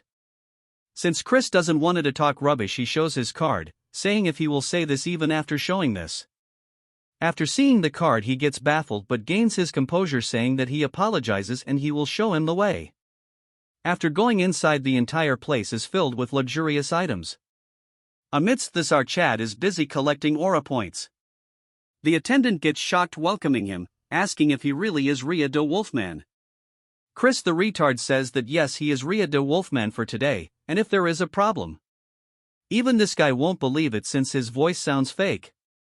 Moreover, it's the voice of a dude, but since he cannot do much, he says never mind. He gets back to reality when Chris asks him if he can escort him to the branch manager. He stands at his place shockingly, but after hearing this, Chris goes around flaunting his card, asking him if H didn't hear him to go and bring the branch manager. After seating him into a luxurious room, the man rushes outside telling him that he will bring him right away. Looking around the room, he says that everything is top-notch, which is expected of the Rudolph Merchant Guild. The Rudolph Guild is a massive guild that even rivals the Union's Deer Guild, so influential that they run entire black markets, controlling all nearby trade routes in the Dark Empire, and there is a saying that if Rudolph can't get it, no one can. As a new femboy wearing flashy clothes enter the scene, he introduces himself as Rubid, the branch manager of this auction house, and the head of the Rudolph Guild. As he takes a seat, he asks Chris if there is something he is looking for. Our Chad takes off his mask, and tells him to bring Rowena to him. Hearing this, he gets surprised. Then asks him what he means. Hearing this, Chris asks him if Ed doesn't know Rowena. Acting like a fool, he says that she is the guild master of the Deer Guild. But even they cannot summon a guild master of the Union on demand. Chris makes a villainous face, telling him that can't be right. Since she is standing right here, hearing these words, this femboy has gone dead silent. Then tries to act dumb, asking Chris what he is talking about. But he gets hit on the spot as Chris says the relic must be working too well. Then says that they will be seeing each other often, so he better drop the act. Since he has no other way, he takes of the relic, and instantly his body starts glowing, and this femboy herself is Rowena. She asks him how he knows about this, and Chris continues to smile like a psycho. In his past life he messed up a lot and she took his money. But last year he paid her back several times over. In the present he says that she should be ashamed to use such trash relic as the head of the Rudolph Guild. And this disguise is sloopy at best. Hearing Chris's words, she thinks it should be like this. In reality this pauper is bluffing since he cannot see through the relic's effects. Then Chris proceeds to roast her, saying that her face might be too big to cover it properly. This offends her, saying it's not okay, just look at her face. She tells him he is not good either since he is not Rhea de Wolfman either. And he has been getting a bit of a reputation in the Dark Empire lately. There's lots of talk about your refined style and whatnot, but judging by this behavior, you're not quite there yet. Using a stolen identity to enter a members-only business. He cannot have complaints if she kick him out. Chris gets pissed, telling her who is threatening who, as he asks her why he should spread rumors about how a union's rat is doing business in the Dark Empire. Hearing this, she has no choice, so he asks him what is it that he wants from her. After a while this Mario gets out like he has achieved something. In reality he has sucked little Shoddy dry. Chris thinks he has gotten just enough from her. She thinks it was straight up blackmail, but Chris says it will save the world, so Shu should be grateful. Of course this won't drastically boost their power. But among them Random's plan, we might be able to counter a couple them. In some other place some turds are practicing. As Chris was walking away, the busybody stops him, saying what he is doing, wandering off too. They are deploying in 2 days, so he should come join training. Chris says he has goofed up all day and now he is tired. And he plans to be as useless as Royne, so why should he bother training? As he bids them farewell, the redhead becomes pissed. But since this girl is smart, she tell him to leave Chris be.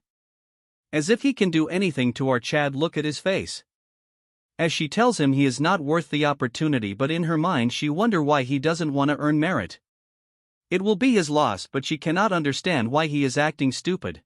This part starts with Chris as he is with, and these two are currently staring at some plants.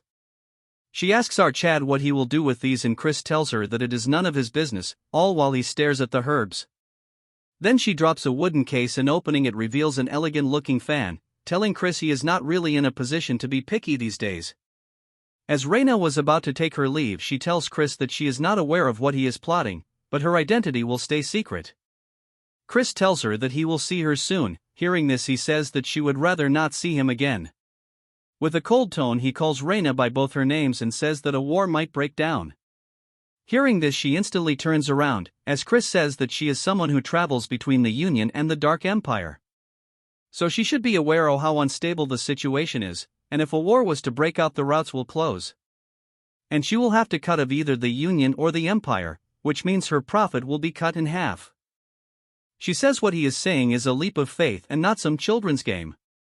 But Chris's words instantly shuts her off, telling her that considering the rumors out of the Dominion lately, it's not total nonsense. She thinks to herself that it is true and that the atmosphere hasn't been great lately, and there are a lot of families pushing for war with Union. As she goes through a letter which states that the Dark Clan is planning to start a war with the Union. She moves on to Chris, telling him why he is telling him all this. She tells Chris that he should know that she is a mere merchant and she can stop a war. Chris agrees on her as well, but asks her that she should become his sponsor and he will make sure that the future without war happens. She gets even more confused as she tells him how he will go around this.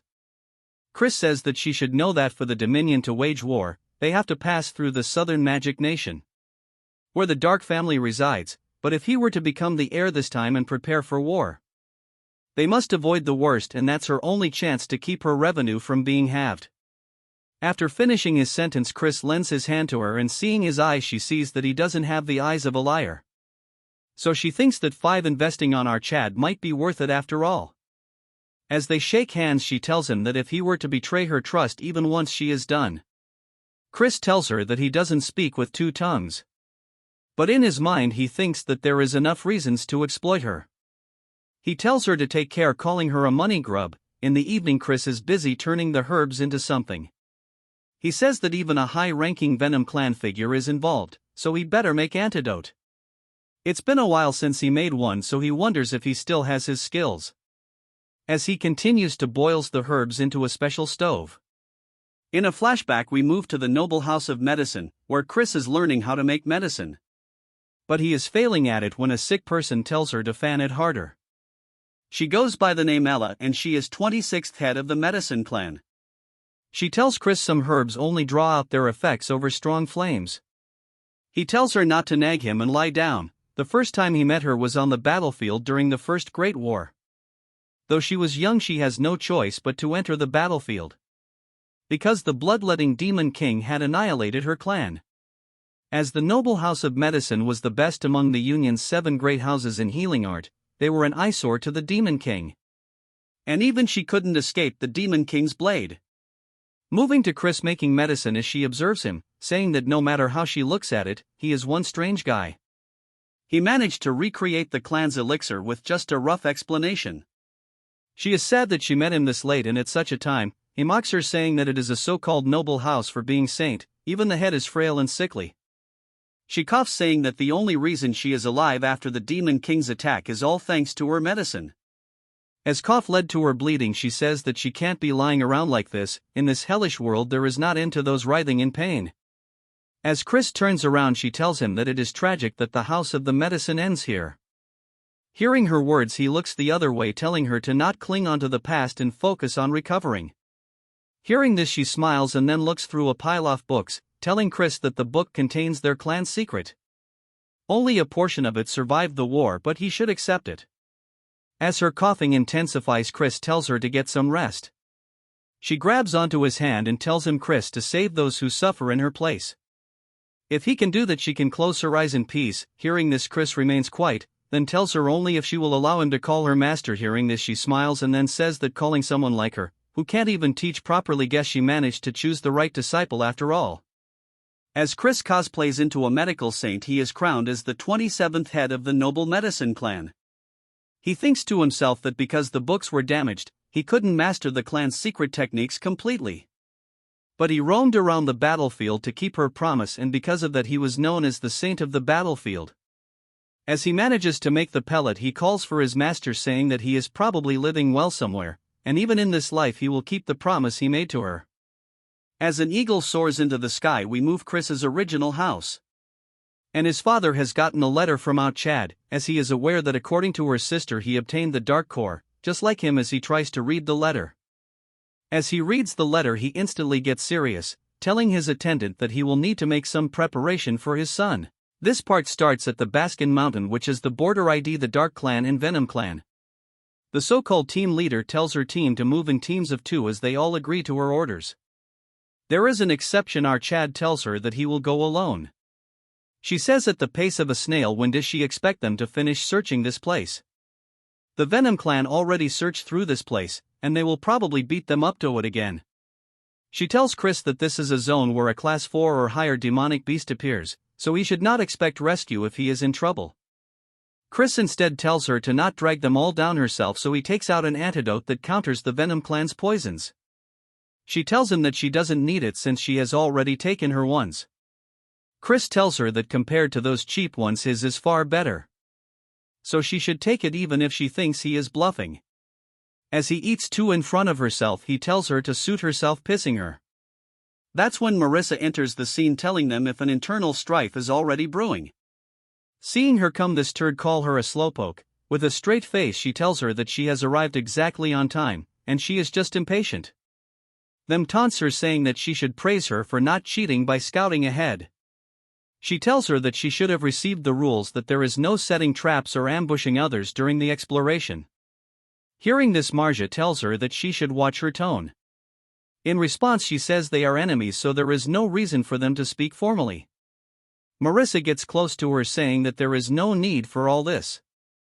She orders all the Dark members to move out. As for Marissa, she tells them to start exploration and check their commuters before proceeding. Chris drops something and tells them that he is taking his leave. Eve gets shocked when she sees that Chris ditched his commuter and left. Our Chad roams around the place hunting monster. In his past life he roamed the demon lands endlessly, so now he can distinguish beast habits with his eyes closed. For class 4 beasts he will need to go much deeper in. That's when he think if her third cousin was worried about him. But he denies, saying that she seems like someone who wouldn't bleed even if stabbed. Besides that, he thinks that the Marquis schemes have already begun, yet it seems like there aren't any assassins lurking yet. But first he will need to find the lyrics. He turns around to see some movement, and it's none other than Marissa. There is an awkward silence between them, and Chris thinks to himself that he ended up moving along the Venom clan's route. He apologizes to her, saying that they have gotten their paths mixed, so he will head the other way. Marissa in a shy tone tells him to be careful, but he is nervous. All of a sudden a thought floods his mind. Their main goal was to harm Marissa, and he wonders who is high enough in the Venom clan willing to sacrifice Marissa. So this turd tells her that he is curious about something, and she asks him what it is that she wants. Then proceeds to ask her that she is an illegitimate daughter, further asking her if she is hated at home. Hearing this, she thinks that he really is the worst of the worst. Chris didn't mean to say it like that way, but T blurted out. Even in his past life he was not treated as a person at home, so he definitely crossed the line. He tells her if she sounded rude he apologizes, but something grazes him. He gets shocked when he sees her attack, as she tells him to apologize properly while tears drips from her eyes. Chris is shocked by her reaction, and according to how mad she has gotten, it doesn't seem like a family feud, so he needs to find the one behind this scheme to learn their real motive. But until then she is going to remain in danger, even if she joins the Venom clan expeditions, so it's unclear if she will survive. For now, until reinforcements arrive, all they have to do is just buy time. Chris tells her that she is breaking the rules right now. She cannot understand what he means, and Chris says even the tree proves it. She struck first, which means the Dark Clan gets to keep the lyric. She disagrees, saying that for insulting her family and considering the disgrace she has to endure because of the broken engagement. As she takes out more bottles of poison, she says that it is self-defense. She throws multiple bottles towards him, causing Chris to fall to the ground.